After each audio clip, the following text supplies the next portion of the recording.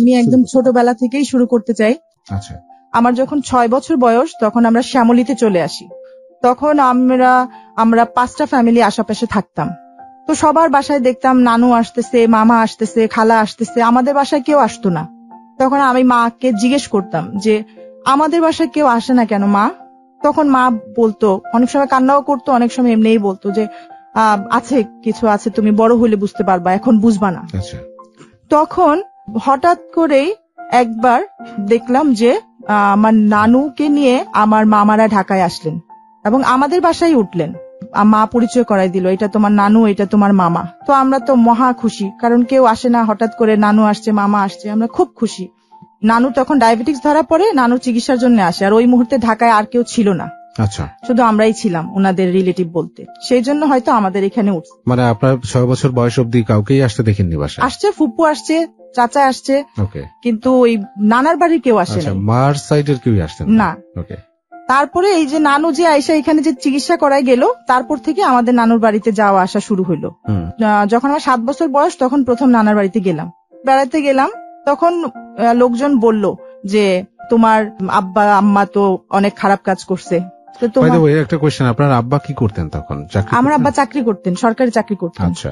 তো আমার নানার বাড়িতে যাওয়ার পর লোকজন এক একজন এক এক রকম কথা বলা শুরু করলো। তখন 7 কি 8 বছর বয়স, তখন আমার কিছু কিছু বুঝি আর কি। তখন আমার বললো যে তোমার আব্বা আম্মা তো অনেক খারাপ কাজ করছে। কি করছে? তোমার আব্বা তো তোমার আম্মারে নিয়ে ভাগে গেছে, পালাই গেছে। আচ্ছা। এই জন্যে তোমার আম্মারে ত্যায্য করে দিছিল। তখন আমি এটা আবার আইসা আমার মার কাছে জিজ্ঞেস করলাম যে মা, সবাই এরকম কথা বলতেছে কেন? তুমি আর আব্বা মিলে এরকম কাজ করছো? তখন আমার আম্মা বোঝায় আমার ব্যাপারটা বললো যে মা, এরকম হয়েছিল, আমাকে দেখায়া তোমার খালাকে বিয়ে দিছিল। মানে ব্যাপারটা হচ্ছে যে আপনার আম্মাকে, আমার আম্মা দেখতে খুব সুন্দরী ছিলেন এবং আমার একটা খালাম্মা ছিলেন যিনি দেখতে ভালো ছিলেন না। তো আমার আব্বাকে দেখানো হয়েছিল আমার আম্মাকে, কিন্তু বিয়ে দিয়ে দিছে হইলো আমার খালার সাথে। আচ্ছা। তো আমার আব্বা এই ব্যাপারটা যখন জানতে পারে, তখন আমার আব্বা করছে কি, সে আবার এই ব্যাপারটা মেনে নেয় নাই। এটা তো মেনে না নেওয়ারই কথা, দেখানো হলো একজনকে বিয়ে দিল আরেকজনের সাথে। তখন আমার আব্বা ওই ফ্যামিলিকে না বলে আমার আম্মাকে কনভিন্স করা শুরু করলো যে তোমার ফ্যামিলি এগুলা করছে আমার সাথে, আমি তোমাদের বদনাম করে দিব, তোমার আব্বারে আর এই গ্রামে থাকতে দিবে না, বের করে দিবে, এই সেই অনেক কিছু বলছে। এটা কি আপনার খালার সাথে বিয়ে হয়ে যাওয়ার পরে আপনার আব্বা এগুলো বলছে? হ্যাঁ। আচ্ছা। যখন আব্বা জানতে পারছে আর কি যে একজনকে দেখায় আরেকজনকে বিয়ে দেওয়া হয়েছে, তখন আমার আব্বা করলো কি, একদিন যখন আমার আম্মাকে কোনোভাবেই কনভিন্স করতে পারে না, তখন আমার খালা আর আমার মাকে নিয়ে আমার আব্বা সিনেমা দেখতে যায় হলে। ওইখান থেকে আগে থেকে মাইক্রো বাসটাস রেডি করা ছিল, ওইখান থেকে নাকি আমার আম্মাকে উঠাই নিয়ে ঢাকা চলে আসছে আমার আব্বা। মানে সিনেমা দেখতে গেল আপনার আম্মাকে নিয়ে? আমার আম্মা আর আমার খালা, তার যে তখনের ওয়াইফ, দুইজনকেই নিয়ে গেছে। কিন্তু খালাম্মাকে বসায় রাখা কোনো একটা অজুহাত দেখায় আম্মাকে বাইরে নিয়ে এসে মাইক্রোতে করে চলে আসছে ঢাকায়। আসার পর আম্মাকে আবার বিয়ে করে উনি। আচ্ছা, ঢাকায় বলতে আপনার আব্বা কোথায় থাকতো? তখন আব্বা মালিবাগে থাকতো। আচ্ছা। কিন্তু ওইটা খালাম্মা তো থাকতো গ্রামে, কিশোরগঞ্জে। আচ্ছা। আমার আম্মাকে ঢাকায় আনার পর আমার আব্বা মালিবাগ চৌধুরী পাড়ায় আমার আম্মাকে আবার নতুন করে বিয়ে করে। তাতে আপনার আম্মার সম্মতি ছিল? আম্মা তখন বাধ্য হয়েছে বিয়ে করতে। আচ্ছা। কোন মুখ নিয়ে আবার দেশে ফেরত যাবে? ফোর্সের মুখে? হ্যাঁ, ফোর্সের মুখে। আমার ফুপুরা, দাদুরা, চাচারা সবাই তারে কনভিন্স করছে যে তোমার বাপ তো বেমানি করছে, আমরা চাইলে জালিয়াতি মামলা দিতে পারি, এই করতে পারি, সেই করতে পারি, কিন্তু তুমি যদি আমার বিয়ে করো তাহলে আর আমরা এইসবের মধ্যে যাব না। আচ্ছা, কিন্তু ওনারা ওই কাজটা কেন করলো? ওই যে আমার খালাম্মার কোথা থেকে বিয়ে আসতো না, আর আসলেও কেউ পছন্দ করতো না। এটা কিন্তু একটা অন্যায় ছিল অবশ্যই। হ্যাঁ, আমার আব্বার সাথে অন্যায় করা হয়েছে। তো বিয়ে করে নিল। কিছুদিন পরে খবর আসলো যে আব্বার যে প্রথমে আমার যে খালার সাথে বিয়ে হয়েছিল, ওনার পেটে সন্তান চলে আসছে। আচ্ছা। তো ওইখান থেকে আমার আব্বা আম্মা থাকতে থাকলো, আর গ্রামের থেকে একটা খবর আসলো যে আমার আম্মাকে ত্যায্য করে দেওয়া হয়েছে, আমার আম্মাকে তারা আর কোনোদিন গ্রহণ করবে না। এই কথাগুলো পরে আম্মা আমাদেরকে বুঝায় বললো যে এই কারণে তোমার নানার বাড়ির সাথে আমাদের যোগাযোগ ছিল না। তারপরে তো আসা যাওয়া শুরু হইলো, কিন্তু আমার আব্বা আম্মাকে এত বেশি টর্চার করত যে আমরা পাগল হয়ে যাইতাম ওইটা দেখা। ভাত নরম হয়েছে কেন, ভাত শক্ত হয়েছে কেন, ভাতে পানি লেগে আছে কেন, ডিম ভাজা এরকম হয়েছে কেন, মানে প্রতিটা কথার আগে পিছে ওনাকে মারত, প্রচন্ড রকমের মারত, এত মারত যে পাগল হয়ে যাইতাম ওইটা দেখা। বুঝতাম না, চিন্তা করতাম কেন মার খাচ্ছে আমার মা, এত মার কেন খাচ্ছে, যে এত কেন মার খাবে একটা মানুষ। তখন এক পর্যায়ে আর খুব গালিগালাজও করতো, মারতে মারতে মারতে মারতে এক পর্যায়ে করতো কি এক রুম থেকে আরেক রুমে টানা হেসরা এক পর্যায়ে দরজাটা খুলে আমার মারে বের করে দিত রুম থেকে। আচ্ছা, আমার মা ছাদে যে কান্নাকাটি করতো, যখন আমার আব্বার রাগ পড়ে যেত তখন আবার উনি ওনাকে ফিরায় নিয়ে আসতো। তো এরকম দেখতে দেখতে আমরা যে আশেপাশে 4-5টা ফ্যামিলি ছিল তারা একবার আম্মাকে বললো যে ভাবি এইভাবে তো শেষ হয়ে যাবেন, এইভাবে আর কয়দিন। তারা পর্যন্ত আমার আম্মার জন্য কাঁদতো। তো আমার আম্মা কাঁদতো না, মুখ চেপে রাখতো যে বাইরের মানুষ শুনবে। খুব পরেজগার মহিলা ছিলেন আমার আম্মা। তারপরে একদিন একটা আন্টি শিক্ষিত ছিল, উনি বললেন যে আপনি একটা নেন, ব্যবস্থা নেন ওনার বিরুদ্ধে, উনি বকা দেখ, যা করে করুক, গায়ে হাত দিবে কেউ এইভাবে। আর আমার আম্মা অসম্ভব সুন্দরী ছিলেন, ওনার এই সুন্দর গায়ে যখন মাখতো ওনার পুরাটা গা কালো হয়ে থাকতো জায়গায় জায়গায়। তখন খালাম্মা একদিন বললো যে না, এভাবে চলতে পারে না, আপনি একটা ব্যবস্থা নেন। তখন আমার আম্মা বলল যে ভাবি আমার স্বামী আমার যেই জায়গাগুলিতে মারে আমার ওই জায়গাগুলা বেহেশতে যাবে, আপনারা আমার জন্য দোয়া করে যে আমি এগুলা সহ্য করতে পারি। তারপরে এরকম চলতে থাকলো।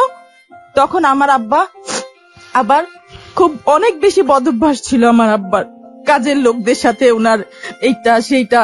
আমরা বড় হয়ে যাওয়ার পরে ওনার এগুলা বন্ধ হয় নাই। এটা সেটা বলতে অবৈধ সম্পর্ক, অবৈধ সম্পর্ক আমার আম্মা দেখতেছে কিন্তু তার কিছু বলার সাহস নাই, কারণ সে যেই লোক ভাত নরম হইলে শক্ত হইলে মারে, তার এই কথা বলতে গেলে তো জানেই মারা ফেলবে। এই ভয়ে সে কখনো মুখ খুলতো না। আমরা বড় হয়ে গেলাম, তখন সে আশেপাশের মহিলাদের, বিল্ডিং এর মহিলাদের সাথে হাই বাই হ্যালো এইসব ওনার চলতেই থাকতো। ওনার এইসব কখনো আমরা বন্ধ হইতেই দেখি নাই। এক পর্যায়ে একদিন আমার আম্মা একটু সাহস করে একদিন বলল, আমি তখন আম্মা রুমের পাশ দিয়েই যাচ্ছিলাম, আমার আম্মা আমার আব্বাকে বারান্দা থেকে ডাইকে বলল একটু শুনবেন। আমার আব্বা আসলো, বলো কি হয়েছে। আমার আম্মা বলল আপনি যে এগুলা করতেছেন আশেপাশের লোকজন হাসাহাসি করে, কাজের বুয়ার আয়সা কমপ্লেন করে। বিশ্বাস করবেন না, আমার আব্বা আমার আম্মার গলাটা চাপে ধরে মাটিতে শুয়ে একটা পায়ে পাড়া দিয়ে ধরে আরেকটা পা টান দিল। আমার আম্মার মলদারটা 1/2 ইঞ্চি পরিমাণ ছিঁড়ে গেল। কোন টাইপের ফেরোসাসনেস এটা? আমার আম্মা 2-3 বছর এইটা নিয়ে কষ্ট করছে, তারপরেও মুখ খুলে নাই, কারো কাছে কোনো কমপ্লেন করে নাই। আমার আম্মার কষ্ট দেখতে দেখতে আমি পাগল হয়ে গেলাম। আমি যখন ক্লাস 8-এ উঠলাম আম্মারে বললাম, আম্মা আর সহ্য করতে পারতেছি না, মা পাগল হয়ে যাব, এখান থেকে বাইর হওয়ার ব্যবস্থা কি বলো। আম্মা বললো মা ম্যাট্রিকটা পাস করো, তোমার বিয়ে দিয়ে দিব, তোমার এগুলো আর দেখা লাগবে না। আমি বলছি কিন্তু বিয়ে দিয়ে দিলে তো সমাধান হইলো না, তোমার কষ্টের কি হবে। বলে না, আমার এইটাই জীবন, আমার নিয়ে তুমি চিন্তা করো না। এত সহ্য করতেন উনি? হ্যাঁ, এত সহ্য করতেন। মানে এরকম পাশবিক অত্যাচার সহ্য করা, এটা একটা মানে মহিষী নারী যেটাকে বলে, মানে ধৈর্যশীল এবং সন্তানদের জন্য, মানে সংসারটা শুধু আমাদের জন্য। আমার আম্মা বলতেন যে আমাদের পাশে আশেপাশে যারা যখন বুঝাইতেন আপনি চলে যান এখান থেকে, আর না। আম্মা বলতেন আমি চলে গেলে এই লোকটা তো বউ ছাড়া থাকবে না, কিন্তু আমার এই 4টা ছেলে মেয়ে সৎ মা আয়সা তাদের সাথে কি করবে, এইটা চিন্তা করে আমার মা এখানে পড়ে থাকতো। তারপর যখন একটু বড় হইলাম, ম্যাট্রিক পরীক্ষা দিলাম, তখন চিন্তা করলাম যে এমন কাউকে বিয়ে করব যে আমার মাকে আমি এখান থেকে বাইর করতে পারবো। ওকে, আমি একটু বলি যে আমরা অনেক গল্প শুনেছি, যে এমিলির গল্পের কথা একটু রিভেন্ট করি। আরো অনেকগুলো গল্প ছিল যেখানে মায়ের অবদান আমরা দেখেছিলাম। মাকে নিয়ে বলতে আমি বাধ্য হয়েছিলাম যে এটা কি আসলে মা। আর আজকে বলছি হ্যাঁ দেখুন, আজকে যে মায়ের কথা আমরা শুনছি এই কিন্তু আসল মা। আপনি বলেন। তারপর আমার মাথায় একটা জিনিসই ঢুকলো যে আমার মাকে এখান থেকে বাইর করতে হবে এনি হাউ। রাস্তাটা বাইর করলাম যে আমি একটা ভালো লোক দেখে বিয়ে করব, সেইখানে আমি আমার মাকে রাখবো। আচ্ছা, আমার জন্য যখন বিয়ে মানে ম্যাট্রিক পরীক্ষার পরে আমার জন্য বিয়ে আসাও শুরু হইলো। তো ভালো ভালো কিছু বিয়ে আসছে, আমার নানা বিয়ে নিয়ে আসছে। কিন্তু যখনই ওই যে মা বাবার ঘটনাটা জানছে তখন আর কেউ আর এই বিয়ে আর করায় নাই। মানে কোন ঘটনাটা? ওই যে আমার আব্বা যে আম্মাকে নিয়ে ভাইগা চলে আসছিল, ওই ঘটনা জানার পরে নানা যতগুলা ভালো ভালো বিয়ে আনছিল ওইগুলা আর হইলো না একটা। আচ্ছা, মানে যখন ওই পক্ষ জানতে পারলো যে এরকম ব্যাপার আছে, আচ্ছা হইলো না, তখন আমি তো হতাশ যে কি করব। তখন নিজেই নিজের জন্য ছেলে খোঁজা শুরু করে দিলাম। কিন্তু এটা তো কোনো অন্যায় ছিল না, একটা পছন্দ করে হয়তো অনেকে তো প্রেম করেও বিয়ে করে। হ্যাঁ, কিন্তু ওই যে আমার আম্মাকেও ত্যায্য করে দিছিল, এই ব্যাপারটাও সবাই জানতো পুরা গ্রামে। ওদের কথা ছিল যে না আমার আম্মার ইয়ে ছিল, নাইলে কিভাবে এটা হইলো। আর আমার আব্বা নিয়ে আসছিল, আম্মা কেন চলে গেল না। আচ্ছা, আপনার আব্বা যে বিয়ে করলো আপনার আম্মাকে, তো প্রথমে যে আপনার খালার সাথে বিয়ে দিল, আপনার খালা তখন কি ডিভোর্স করে দিল আপনার আব্বা? হ্যাঁ, আমার আব্বা খালাকে ডিভোর্স করে দিল। ম্যাট্রিক পরীক্ষার পর আমার আব্বার চাকরি থেকে আব্বা সাসপেন্ড হয়ে গেল। 2001-এ আব্বা চাকরি থেকে সাসপেন্ড হয়ে গেল। আমি ম্যাট্রিক পরীক্ষা মাত্র দিছি, কলেজে ভর্তি হব, সবগুলা ভাই বোন একসাথে ম্যাট্রিক পাস করছি, সবাই আব্বার পড়ানো সম্ভব না, আব্বার ওই অ্যাবিলিটি নাই। কয় ভাই বোন আপনারা? আমরা 2 ভাই 2 বোন, সবাই তখন লেখাপড়া করে। আচ্ছা, তখন আমি করলাম কি, আমি চাকরি খোঁজা শুরু করে দিলাম। আমি তখন একটা চাকরি পেয়েও গেলাম, নাম ছিল অফিসার, ইকবাল রোডে। আচ্ছা, ওখানে আমি রিসেপশনিস্টের চাকরি পেয়ে গেলাম। তো চাকরি করতেছি, এর মধ্যে আমি একটা অনুষ্ঠানে যাই, বিয়ের অনুষ্ঠানে। ওইখানে আমার একটা ছেলের সাথে পরিচয় হয়, তার নাম ছিল ইকরামুল হাসান এনাম। ওই ছেলে আমাকে পছন্দ করলো, ফোন নাম্বার দিল, তারপরে আমি তার সাথে যোগাযোগ করলাম। যোগাযোগ করার পর সে আমাকে দ্বিতীয়বারই তার বাসায় নিয়ে গেল। তার বাসা হলো পুরানা পল্টন। তার বাসায় নিয়ে গেল, তার বাপ মা খুব ফ্রেন্ডলি। প্রথমবার দেখার পরেই তারা এমন ভাবে কথা বললো, মনে হলো যে তারা কতদিন আমারে চিনে। তো আমার কাছে খুব ভাল লাগলো এই ফ্যামিলির ব্যাপারটা। এবং আমি যে এরকম ছেলে কল্পনা করতাম যে আমার স্বামীটা এরকম হইতে হবে, সাদা সিধা সরল হইতে হবে, যেন আমি আমার মাকেও করতে পারি, এটা ছিল হলো আমার মেন্টালিটি। তো আমার কাছে ওই ছেলেটার ওরকম মনে হয়েছে। কিন্তু ফ্যামিলিতে যায় যখন কথা বললাম, তখন দেখলাম যে ওই ছেলে হইলো ফ্যামিলির সবচেয়ে ছোট ছেলে। তো তখন আবার স্বপ্নটা একটু ভেঙে গেল যে এর তো বিয়ে করতে অনেক দেরি, আগের ভাই বোনগুলো আগে 4 ছেলের বিয়ে হবে, তারপরে ওর বিয়ে হবে। আর আমার জন্য এখনই ছেলে খোঁজা হইতেছে। ছেলে বয়স কত তখন? ম্যাট্রিক পরীক্ষা দিচ্ছে তখন আমার 17 বছর বয়স। 17। ছেলেটার বয়স কেমন ছিল? ছেলের বয়স তখন 18 ছিল হয়তো। আচ্ছা, তখন ওই ছেলে ফ্যামিলিতে যাওয়া আসা শুরু করলাম, মানে ওদের বাসাতেই দেখা করতাম, কখনো বাইরে দেখা করা লাগে নাই। মানে ফ্যামিলি এমন ভাবে আমাকে অ্যাকসেপ্ট করে নিল। হঠাৎ করে ওই ছেলের বাপটা খুব অসুস্থ হয়ে গেল, তো একদম বেডে পড়ে গেল। আচ্ছা, আমি তখন কি করলাম, ওই ছেলের বাপরে এমন ভাবে সেবা যত্ন করা শুরু করলাম, সকাল থেকে সন্ধ্যা পর্যন্ত বেডে পিশাব পায়খানা করত।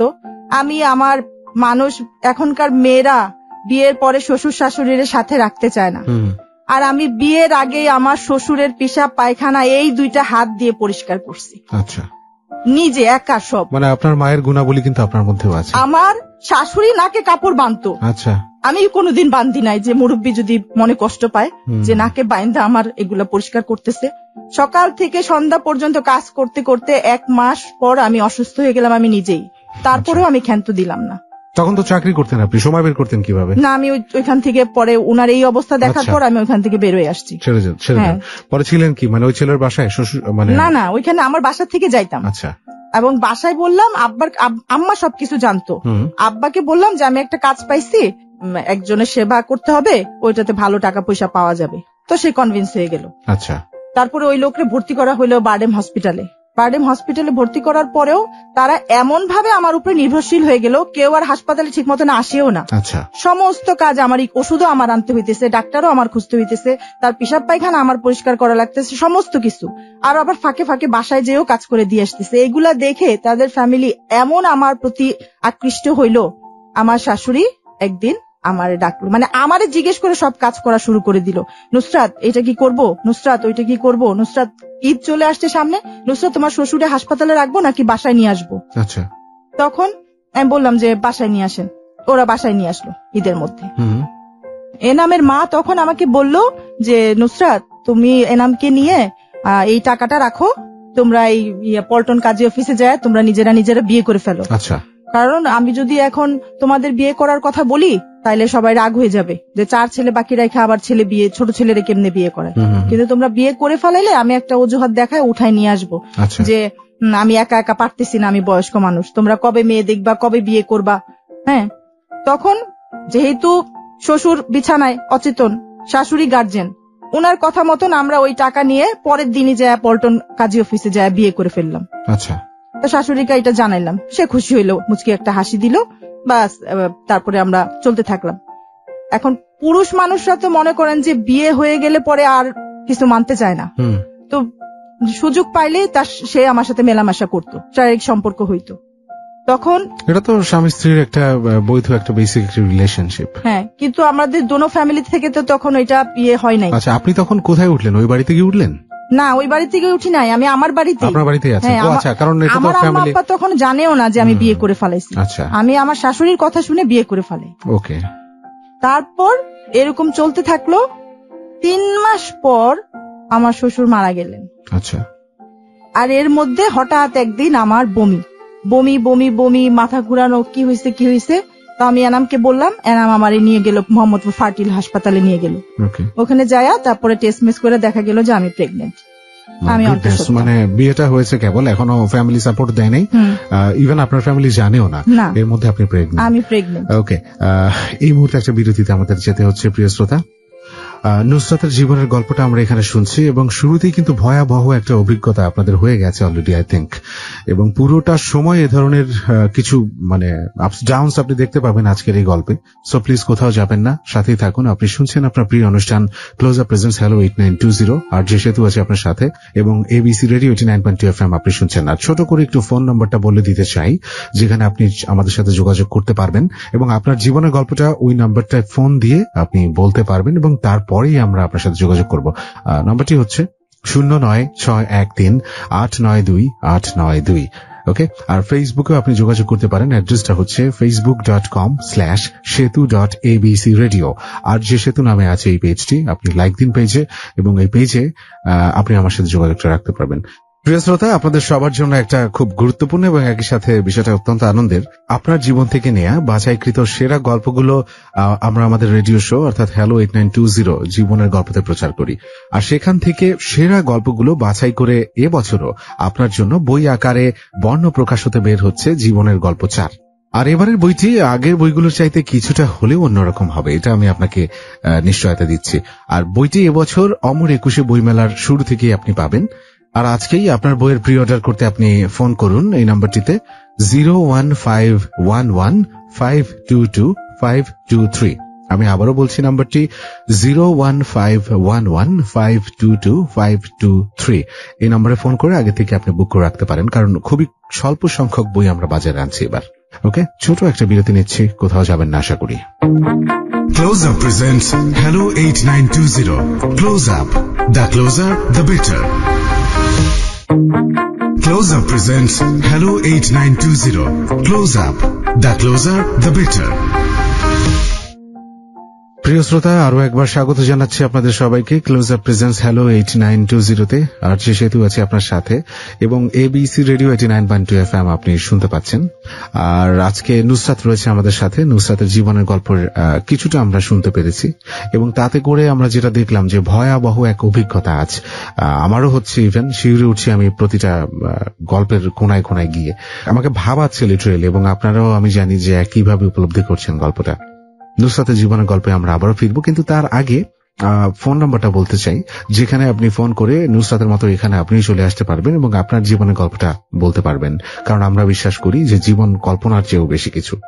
এই কথাটা যদি আমি একটু বুঝিয়ে বলি এভাবে, যে আপনি যেটা ভাবছেন যে আপনার জীবনে এরকম হতে পারে, হয়তো হলো, কিন্তু এমন ভাবে হলো যেটা আপনি কল্পনাও করতে পারেননি, কল্পনা শক্তির বাইরে ছিল। এবং আপনার এই গল্পটা, আপনারা এই অনুষ্ঠানটা দীর্ঘদিন ধরে শুনছেন, নিশ্চয়ই আপনারা সেটা টের পেয়ে গেছেন। সো আপনাদের জীবনের গল্পগুলো এখানে এসে আপনি বলুন এই নম্বরে ফোন করে 09613892892। ওকে, এছাড়া ফেসবুকে আপনি যোগাযোগটা রাখতে পারেন আমার সাথে। ফেসবুকের অ্যাড্রেসটা হচ্ছে www.facebook.com/setu.abcradio। আর যে সেতু নামে এই পেজটি রয়েছে, আপনি এটাতে লাইক দিন, কানেক্টেড থাকুন আমার সাথে। হ্যালো 8920 জীবনের গল্প এই শোটি ইউটিউব থেকে ডাউনলোড করতে পারেন এবং শুনেও নিতে পারবেন।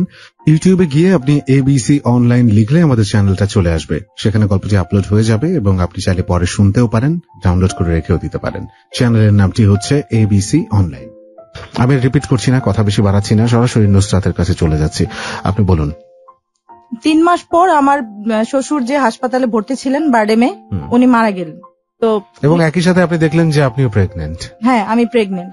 তো ফার্টিলে যে এটা যখন জানতে পারলাম, আমার একটা কথা মিস হয়ে গেছে।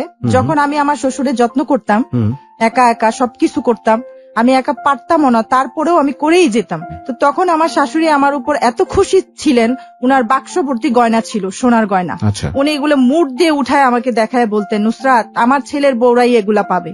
উনি ওনার সেই কালের 40 বছর আগে সে বিয়ের বেনারসি কাতান সব আলমারিতে বাইর করে আমাকে দিতেন, যে তুমি এগুলা দিয়ে ড্রেস বানায় বানায় পড়ো।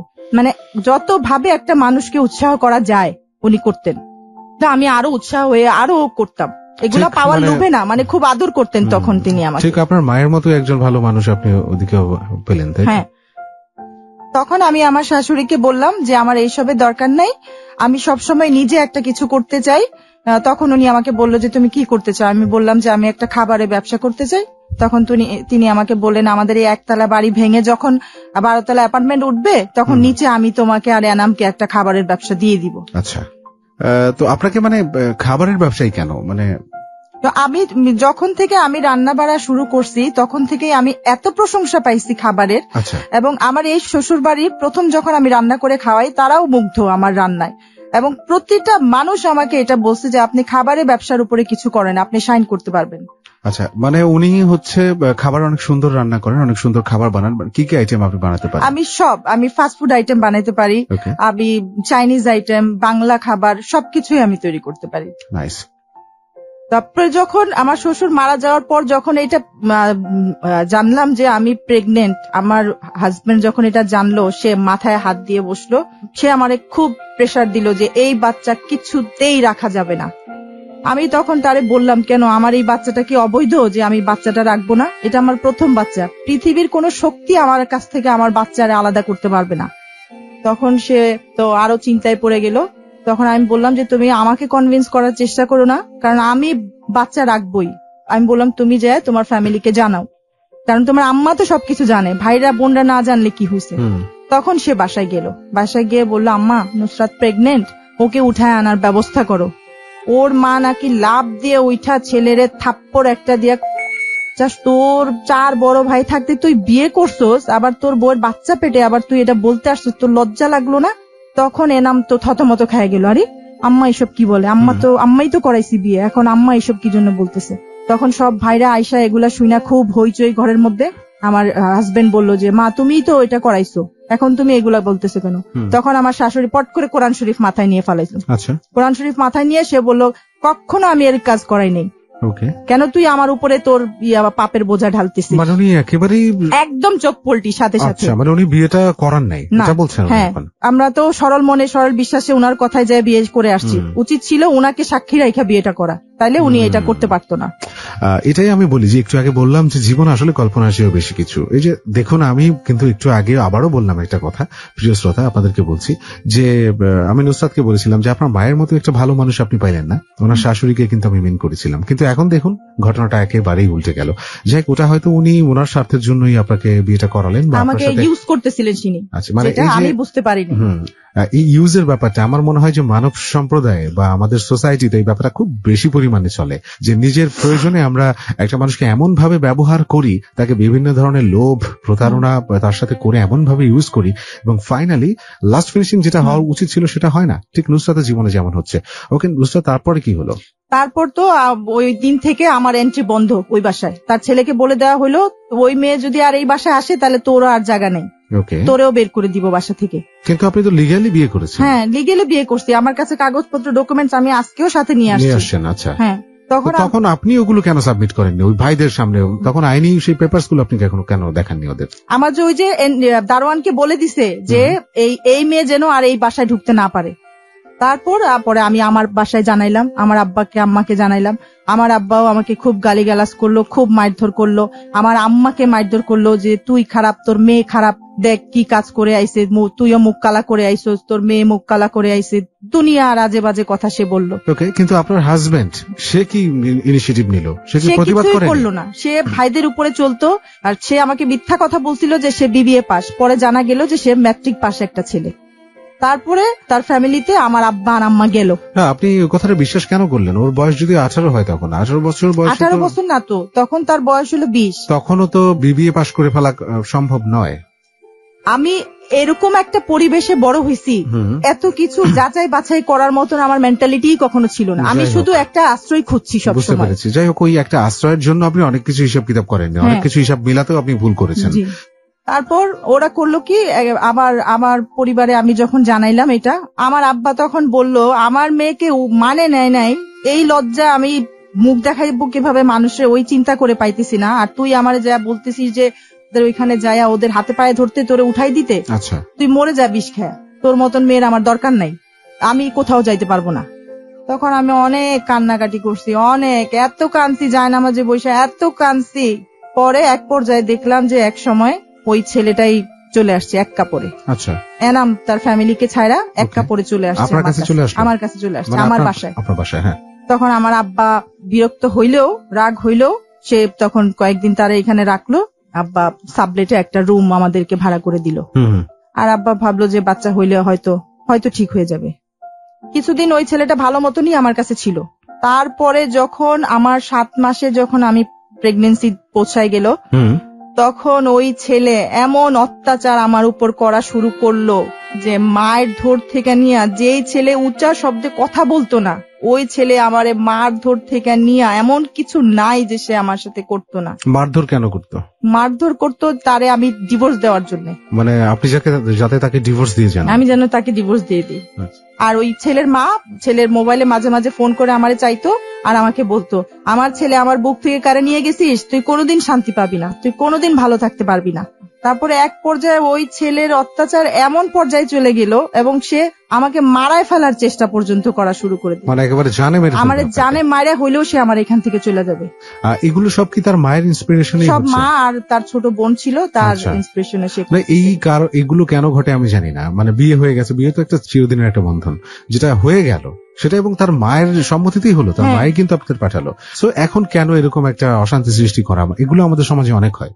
এই ঘটনার শিকার অনেকেই হয়তো এগুলো শুনছেন, যারা হয়তো এরকম করেছেন প্র্যাকটিক্যাল লাইফে, এই ক্যারেক্টারটাই ছিলেন, যে ওই মায়ের রোলে ছিলেন, এমন হয়তো অনেকে শুনছেন। এটার জন্য একটা সম্পর্ক গড়ালেন, সেই সম্পর্কটা আবার নষ্ট করার জন্য চেষ্টা করছেন।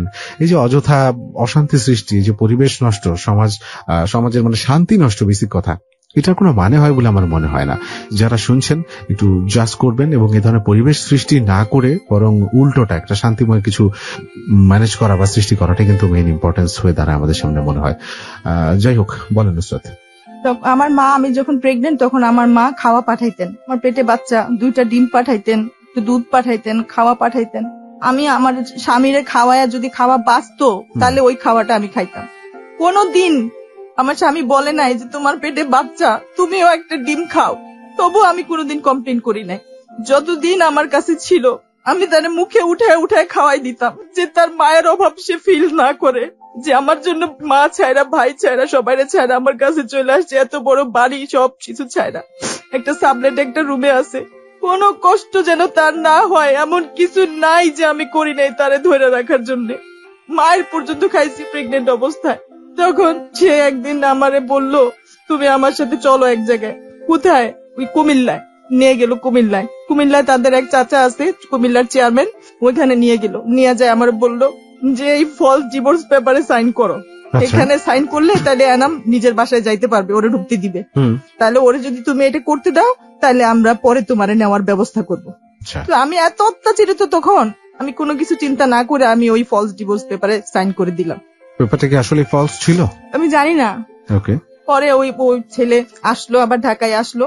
পুরা প্রেগনেন্সির মধ্যে কোনোদিন ডাক্তারের কাছে যাই নাই যে আমি 20টা টাকা থাকলে আমার স্বামীর হাতে দিতে পারবো, ডাক্তারের কাছে গেলে তো টাকা খরচ হবে। আমি যাই নাই কোনোদিন ডাক্তারের কাছে যে আমার স্বামীর টাকা চাইলে যেন আমি বার করে দিতে পারি। আমার কাছে যাই আসতো, যে কয় টাকায় আসতো, আমি তার জন্য গুছায় রেখে দিতাম। আমার স্বামী কোনোদিন আমারে বলে নাই চলো একটু ডাক্তারের কাছে নিয়ে যাই। 9 মাসের মধ্যে কোনোদিন পেট ভরে ভাত খাই নাই, কোনোদিন একটা ডিম খাই নাই, কোনোদিন একটা ফল খাই নাই। যা দিত সব আমার স্বামীরে খাওয়াইতাম, মুখে উঠায় উঠায় খাওয়াই দিতাম। দেখুন প্রিয় শ্রোতা, মানে কি পরিমাণ কান্না করছে আজকের এই আপুটা আমাদের সামনে। মানে বাঙালি নারী একেই বলে যে স্বামীর পায়ের নিচেই মানে স্ত্রীর বেহেশত, এই ব্যাপারটা কিন্তু মনে প্রাণে মানে। এই যে নুসরাত, ওর মা যেটা করেছে, ওর বাবার কাছ থেকে মানে অকথ্য অত্যাচার সহ্য করেও কিন্তু বলতো যে যেখানে মেরেছে এই জায়গাগুলো আমার বেহেশতে যাবে, ও কিন্তু সেই কাজগুলোই করছে। এই কিন্তু বাঙালি নারী। আর এরা এগুলো মেনটেন করতে গিয়ে না বেসিক অধিকার এগুলোই কিন্তু সবসময় হারায়, সারা জীবন অত্যাচারিত হয়, মার খায় এবং মার খেতেই থাকে, শেষ পর্যন্ত কোনো মানে পজিটিভ কিছু কিন্তু তারা পায় না। আজকে দেখি নুসরাতের জীবনের গল্পটা কোথায় যায়। নুসরাত, একটু শান্ত হন আপনি। আমি জানি যে গল্পগুলো বলছেন এগুলো আপনার জন্য কতটা কষ্টের ছিল যখন আপনি ওই সময়গুলো পার করেছেন, যেগুলো বলতে গিয়ে আপনার বুক ফেটে যাচ্ছে আজকে কান্নায়। আমি জানি না কিভাবে সান্ত্বনা দিব। আপনি একটু শান্ত হন, সময় নেন, আপনি আপনার গল্পটা বলুন।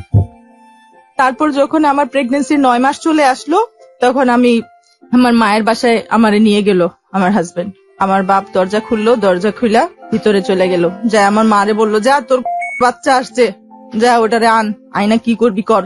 তখন রাত 1টা বাজে। পাশে একটা নার্স থাকতো, তারে ডাকলো, আমারে হাসপাতালে নিয়ে যাবে। এরকম কেউ ছিল না যে আমার জন্য এইটুক করবে যে আমারে হাসপাতালে নিয়ে যায় ডেলিভারিটা করাবে।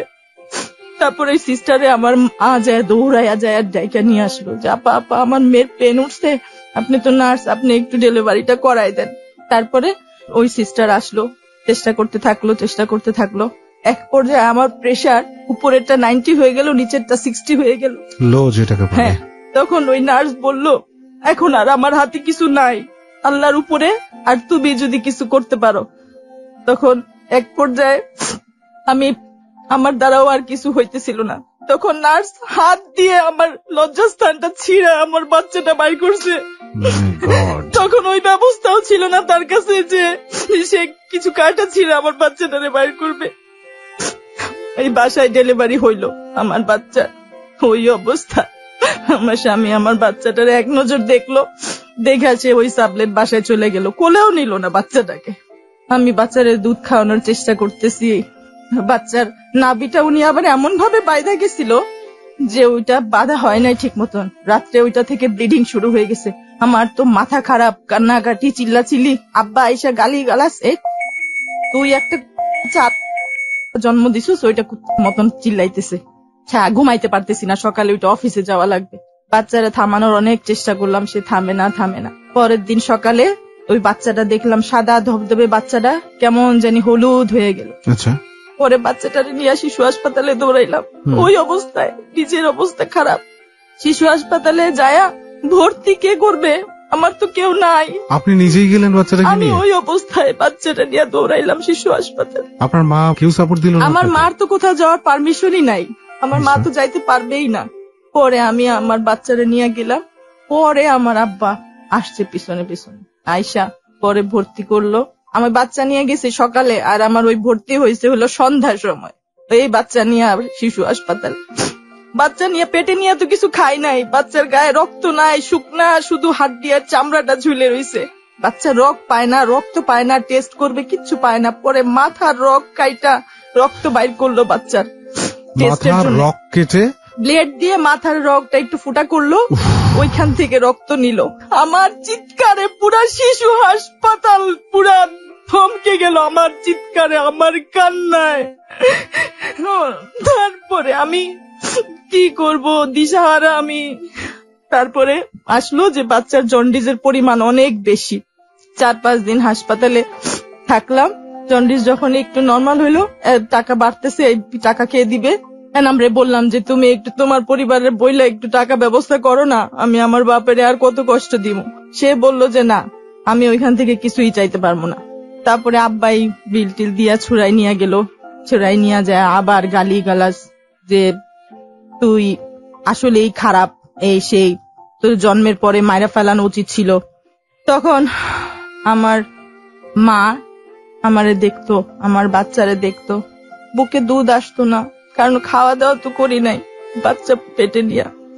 প্রথম কয়েকদিন দুধ আসে নাই। আমার আব্বা একটা দুধের পট আইনা দেয় নাই আমার বাচ্চার জন্য, ভাতের মার খাওয়াইছে আমার মা। আমার ওই একদিনের বাচ্চা ভাতের মার খায় 3-4 দিন রয়েছে। 4 দিনের দিন বুকে দুধ আসছে। তখন আমি আল্লাহর কাছে বলছি যে আল্লাহ তুমি আমার বাচ্চারে বাঁচাইবা, হয়তো এই জন্য এটা দিছো। তখন এরকম চলতে থাকলো কয়েকদিন, কিছুদিন এরকম চলতে থাকলো।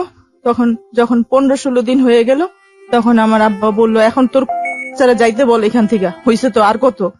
তখন বাচ্চারা নিয়ে আবার ওই সাবলেট বাসায় চলে গেলাম। এখন বাচ্চা আব্বা বলে দিল, এখন বাচ্চা হয়েছে, তারপরেও তো শ্বশুর বাড়ি থেকে কেউ কোনো খোঁজ নিতে আসে নাই, এখন তুই তোর ব্যবস্থা কর। তখন আমার মাত্র বাচ্চা হয়েছে 16 দিন, আমার ঘাও শুকায় নাই। তখন আমার স্বামী আমি বললাম যে তুমি বলো না, বাচ্চা হয়েছে, এখন আমাদের জন্য একটা কিছু করতে। কারণ আমার স্বামী বলল যে তোর আর তোর বাচ্চার সাথে আমার কোনো সম্পর্ক নাই, তুই আমার ডিভোর্স কবে দিবি এটা বল। তখন আমার মনের মধ্যে না ধিক্কার চলে আসলো, ঠিক এর কার সাথে আছি আমি? আমার জন্য মায়া করে না, নিজের সন্তানের জন্য যার মায়া নাই তারে আমি কাছে রেখে করবোটা কি? তখন আমি বাচ্চার যখন 3 মাস বয়স, তারে আমি ডিভোর্স দিয়ে দিলাম। হ্যাঁ, ডিভোর্স দিয়ে দিলাম। ডিভোর্সটা কি মানে তখন না পেরে স্বইচ্ছায় সজ্ঞানে দিয়ে দিলেন? সজ্ঞানে। আসলে এরপরে আর কি বা করার ছিল? মানে এত কষ্ট সহ্য করলেন, বাচ্চাটা হলো এত কষ্ট করে, স্বাভাবিকের চেয়ে অনেক বেশি কষ্টই আপনি সহ্য করেছেন আপনার বর্ণনায়। বাচ্চাটা হওয়ার সময় আপনার বাবা মার কাছ থেকেও সাপোর্ট পাচ্ছেন না, মায়ের ইচ্ছা থাকা সত্ত্বেও মা কিছু করতে পারছে না। সবচেয়ে বড় ভরসা তো বিয়ের পর স্বামী, আমার যেটা মনে হয় মেয়েদের কাছে, তাই না? তো সেই জায়গাটাও যখন আপনি বন্ধ, আপনার জন্য থেকেও নেই, তো তখন আর আসলে ডিভোর্স দেওয়া ছাড়া মনে হয় না কিছু করার ছিল। প্রিয় শ্রোতা, আপনি শুনছেন অদ্ভুত একটা গল্প আজকে। আমি আসলে নিজেই মানে কেমন যেন একটা অন্যরকম পরিস্থিতি ফিল করছি আমার চারপাশে। এখন একটা বিরতি নিচ্ছি, আমরা ফিরে আসছি ঠিক একটু পরে। নুসরাত একটু নিজেকে সামলে নিক, পরিবেশটা জানেন এর পরে কি আছে, আরো পুরো 1 ঘন্টা আপনাদের সামনে রয়েছে, আরো কত কি না আপনি শুনবেন, আমাকেও শুনতে হবে। জীবন আসলেই কল্পনার চেয়ে বেশি কিছু, আরো একবার বলতে হয়।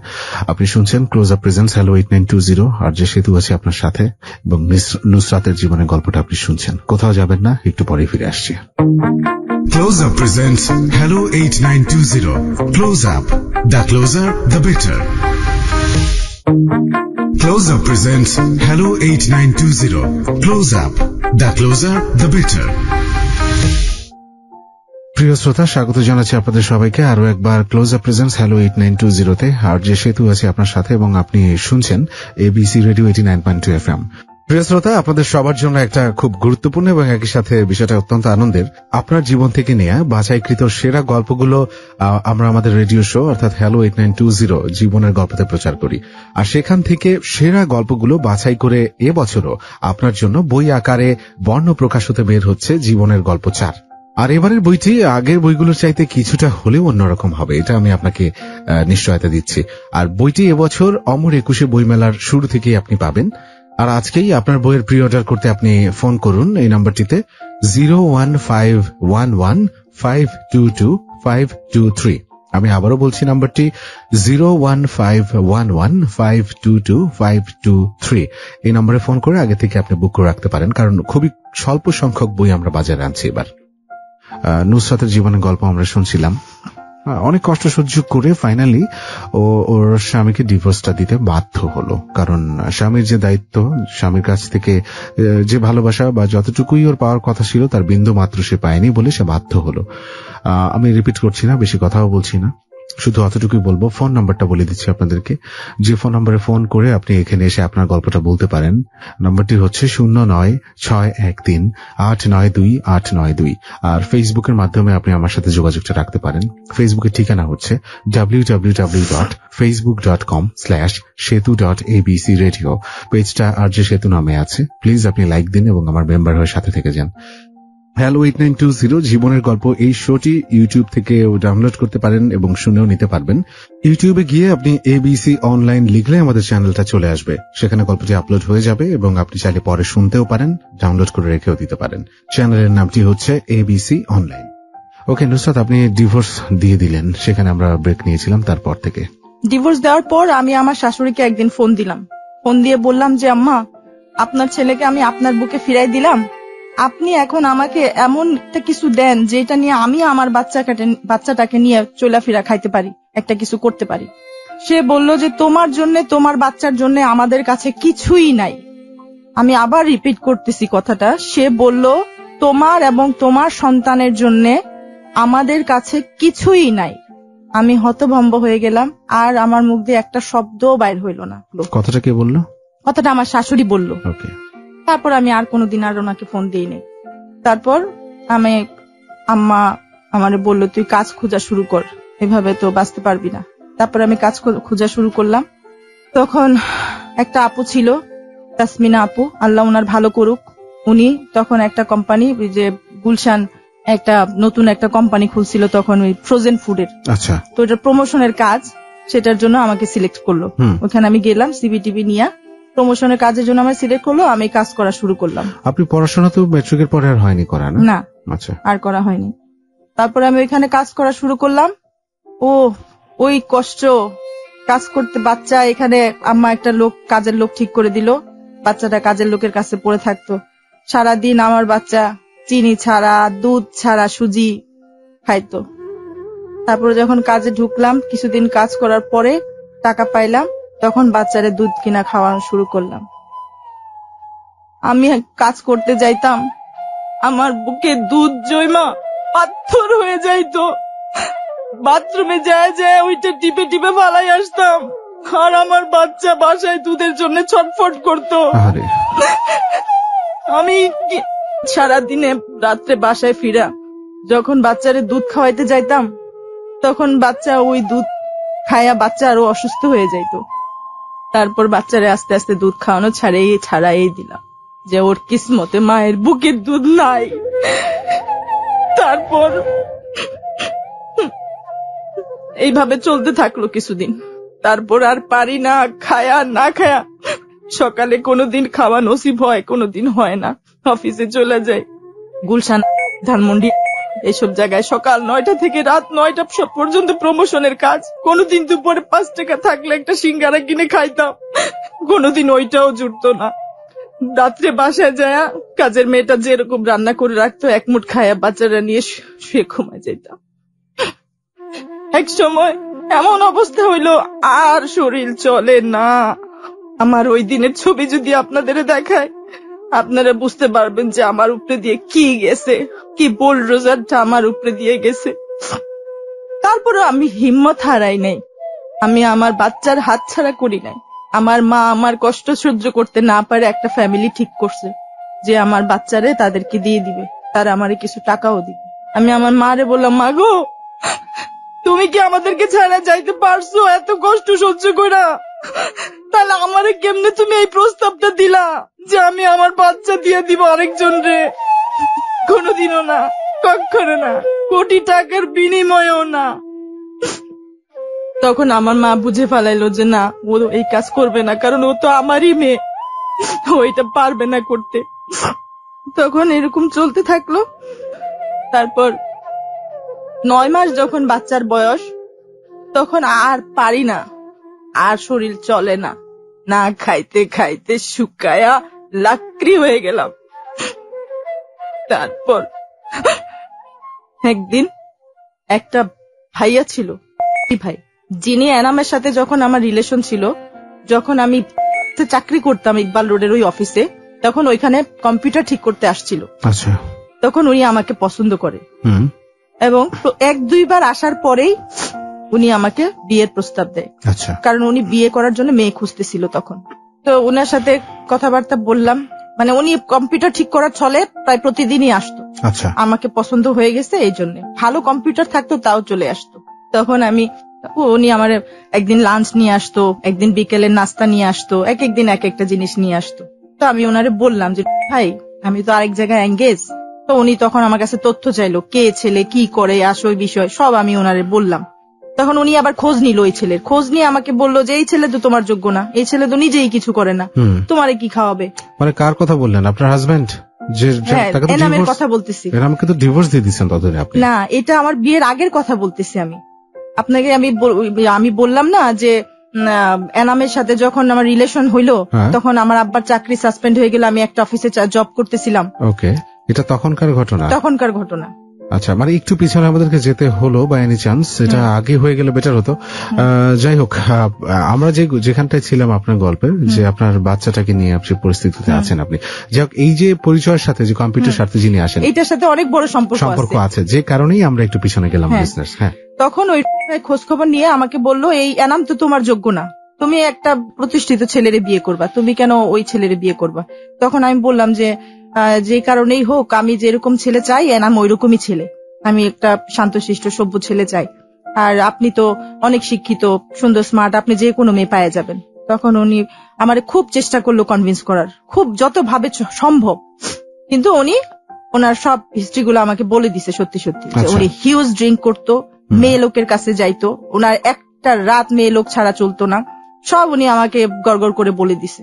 তো তারপরেও আমি ওনারে জিজ্ঞেস করছি, আপনি কি এগুলা ছাড়তে পারবেন? তারপরে উনি বলছে যে ড্রিঙ্ক করা ছাড়তে পারবো না, বউ ছাড়তে পারবো কিন্তু ড্রিঙ্ক করা ছাড়তে পারবো না, আর বাকি সবকিছু ছেড়ে দিব। আচ্ছা, এটা উনি আমাকে বলল। তখন আমি বললাম যে না, তাহলে আপনি আমার জন্য না, ওইখানেই ক্লোজ চ্যাপ্টার। তারপরে উনি ওনার মতন ব্যস্ত হয়ে গেল। পরে আমার বাচ্চার যখন 9 মাস বয়স হইল, তখন আমি ওই ভাইরে আবার ফোন দিলাম।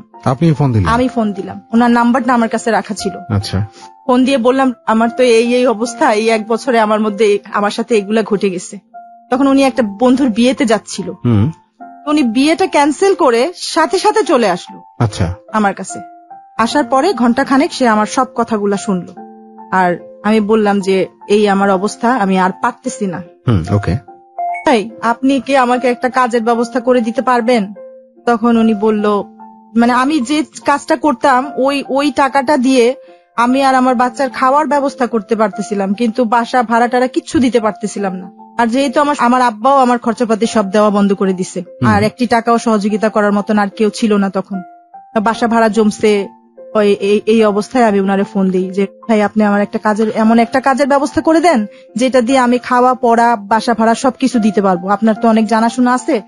তখন উনি আমার জিজ্ঞেস করলো যে তুমি কোথায় থাকো, বাসা কোথায়? পরে ওনাকে আমি বাসায় নিয়ে গেলাম। উনি পরের দিনই আইসা বাসার ভাড়া টাড়া সব ক্লিয়ার করে দিল। আচ্ছা, 5 মাসের ভাড়া টাড়া জমছিল ওগুলা সব ক্লিয়ার করে দিল। তখন উনি আমার বললো যে এখন আমি তোমার যে বাসা নিয়ে দিব তুমি ওইখানে থাকবা। তারপরে উনি আমাকে আর একটা সাবলেট বাসা করে দিল, একটা বাসায় সাবলেট একটা রুম নিয়ে দিল।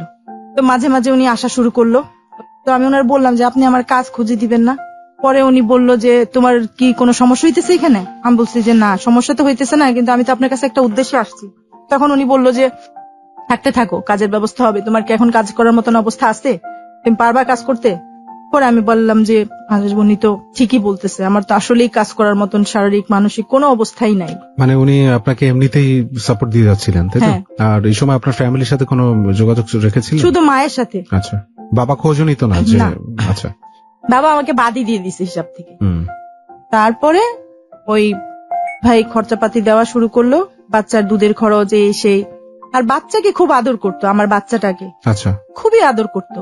যখনই আসতো বাচ্চার জন্য কিছু না কিছু নিয়ে আসতো, আর কোলে নিয়ে একদম মাথা থেকে পা পর্যন্ত জুমাইতে থাকতো। আচ্ছা, এটা আমি খুব দেখতাম, 2টা নয়ন ভরে দেখতাম যে যেই বাপ জন্ম দিল সে কোনোদিন এই বাচ্চারা এরকম ভাবে আদর করলো না, আর এই লোকটা এত আদর করতেছে, কারণটা কি? 3 মাস এইভাবে যাওয়ার পর ওই লোক আমাকে বলল যে নুসরাত, আমি তোমার সাথে এবার কিছু ইম্পর্টেন্ট কথা বলতে চাই। আমি বলছি কি বলেন? আপনার কথা সবার আগে, তারপরে বাকি সব কথা। উনার প্রতি ওই 3 মাসে এমন একটা ভক্তি চলে আসলো, এমন একটা শ্রদ্ধা, এমন একটা মানে মনে হইল যে উনিই ফেরেস্তা, উনারে আল্লাহ পাঠাইছে ফেরেস্তা রূপে আমার বাঁচানোর জন্য। তখন আমি ওনার বললাম বলেন আপনি কি বলবেন? উনি বলল যে নুসরাত, আমি এখনো তোমারে পছন্দ করি, আমি এখনো আনম্যারিড, তুমি যদি চাও আমি তোমার বাচ্চার নাম দিতে পারি, আর আমি তোমার লিগেলি ওয়াইফ বানাইতে পারি। আচ্ছা, তো আমি সাথে সাথে ওনাকে বললাম না এইটা হবে না। উনি বললো কেন হবে না? বলছি না, আমি একটা বিবাহিত বাচ্চা আলা মেয়ে, আর আপনি একটা আনম্যারিড লোক, আপনি শিক্ষিত, 6 বছর লন্ডনে লেখাপড়া করছেন, MBA করা লোক, আপনি কেন আমাকে বিয়ে করবেন? আপনি কেন এত ঠকবেন? হ্যাঁ, এটা আপনার একটা মানবিক দিক, এটা আপনি বিবেচনা করে বলেছেন। আপনি আসলে বিবাহিত মহিলা সেটা ঠিক, কিন্তু একই সাথে কিন্তু আপনি ডিভোর্সও ছিলেন, তাই না? যাই হোক, এটা আপনার উদারতা যে আপনি ওনার বিয়ের প্রস্তাবটা নাকচ করলেন। হ্যাঁ, উনি যখন আমাকে বিয়ের প্রস্তাব দিল, আমি ওনাকে বলছি যে না, আপনাকে বিয়ে করা আমার পক্ষে সম্ভব না, কিন্তু আমি অনেক ভালো খাবার দাবার তৈরি করতে পারি, আপনি আমাকে একটা খাবার ব্যবসা ধরাই দেন। তখন উনি বলছে সবকিছু হবে, তুমি আগে সুস্থ হও, স্বাভাবিক হও। তারপরে উনি মানে যত ভাবে কনভিন্স করা যায় আমাকে কনভিন্স করা শুরু করে দিল। তারপর এইভাবে যখন উনি খরচাপাতি দেওয়া শুরু করলো, এক পর্যায়ে 5-6 মাস যখন হয়ে গেল, তখন উনি আমার কাছে অধিকার চাওয়া শুরু করে দিল। আচ্ছা, মানে 5-6 মাসই আপনার যাবতীয় খরচ, বাচ্চার যাবতীয় খরচ উনি চালাচ্ছেন। ওকে, 5-6 মাস পর উনি আমার কাছে অধিকার চাওয়া শুরু করলো। উনি আমার কাছে আসতে চায়, আমার সাথে মেলামেশা করতে চায়। তো আমি ওনারে বললাম যে আপনি আপনার রাস্তা দেখেন, আমি আমার রাস্তা দেখি। আমি এইভাবে আমার জীবন আমি যাপন করতে চাই না। আচ্ছা, তখন উনি আমারে বুঝাইলো যে তুমি একটা লোকের কাছে থাকা পছন্দ করবা নাকি রোজ একটা লোকের কাছে যাওয়া পছন্দ করবা। আচ্ছা, অনেক বড় একটা কথা এটা। তোমার মতন মেয়ে কোনোখানে যায় শান্তি পাবা না। আচ্ছা, এবং আমি নিজেও এটার ভুক্তভোগীও। আমি অনেক জায়গায় চাকরির জন্য গেছি, প্রবলেম হয়েছে। তো উনি আমার যখন এগুলা বুঝানো শুরু করলো, এক পর্যায়ে কনভিন্স হয়ে গেলাম। ভেরি সিম্পল, হওয়াই উচিত, কারণ আপনার তো আশেপাশে তখন কেউ নাই। যাবতীয় সাপোর্ট যা দাও এই অচেনা মানুষটা দিচ্ছে। পরিচয় আছে, রক্তের কোনো সম্পর্ক কিন্তু নাই। এই মানুষটার কাছ থেকে পাওয়ার পরে এতদিন কত মাস ছিলেন তার সাপোর্টে আপনি? 7-8 মাস এরকমই, তাই 6 বা 7 মাস হবে। একটা পর্যায়ে আপনি আপনার বাচ্চার খাবারটা ম্যানেজ করতে পারছিলেন না। একটা মার কিন্তু আর মানে চাওয়ার কি আছে, তার বাচ্চাটাকে মানুষ করবে সুন্দরভাবে। সেখানে একটা ছোট্ট শিশু, কয়েক মাস একটা বাচ্চা, তার খাবার আপনি জোগাড় করতে পারছিলেন। এর চেয়ে বড় কষ্ট কিছুই ছিল না কিন্তু আপনার জীবনে তখন। তো এত বড় একটা সাপোর্ট যখন আসলো তখন আপনি সেটা কনভিন্স হয়ে গেলেন, তাই তো? ওকে, এখানে আর একটা ছোট বিরতি আমাদেরকে নিতে হচ্ছে, এবং তারপরে কি হলো সেগুলো সবই আমরা শুনবো খুবই ছোট একটা বিরতির পর। প্রিয় শ্রোতা, আপনি আছেন আপনার প্রিয় অনুষ্ঠান ক্লোজ আপ প্রেজেন্স হ্যালো 892.0 এবং অনুষ্ঠানটা শুনছেন এবিসি রেডিও 89.2 FM এ। সেতু আছি, কোথাও যাবেন না, খুব আর্লি ফিরে আসছে। Close Up presents Hello 8920. Close Up, the closer, the better. Close Up presents Hello 8920. Close Up, the closer, the better. প্রিয় শ্রোতা, আপনাদের সবাইকে আরো একবার স্বাগত জানাচ্ছি ক্লোজ আপ প্রেজেন্স হ্যালো 8920 আর যে সেতু আছে আপনার সাথে এবং এবিসি রেডিও 89.2 FM আপনি শুনছেন এবং গল্পটা শুনছেন এই গভীর রাতে, এই শীতের রাতে কষ্ট করে শুনছেন।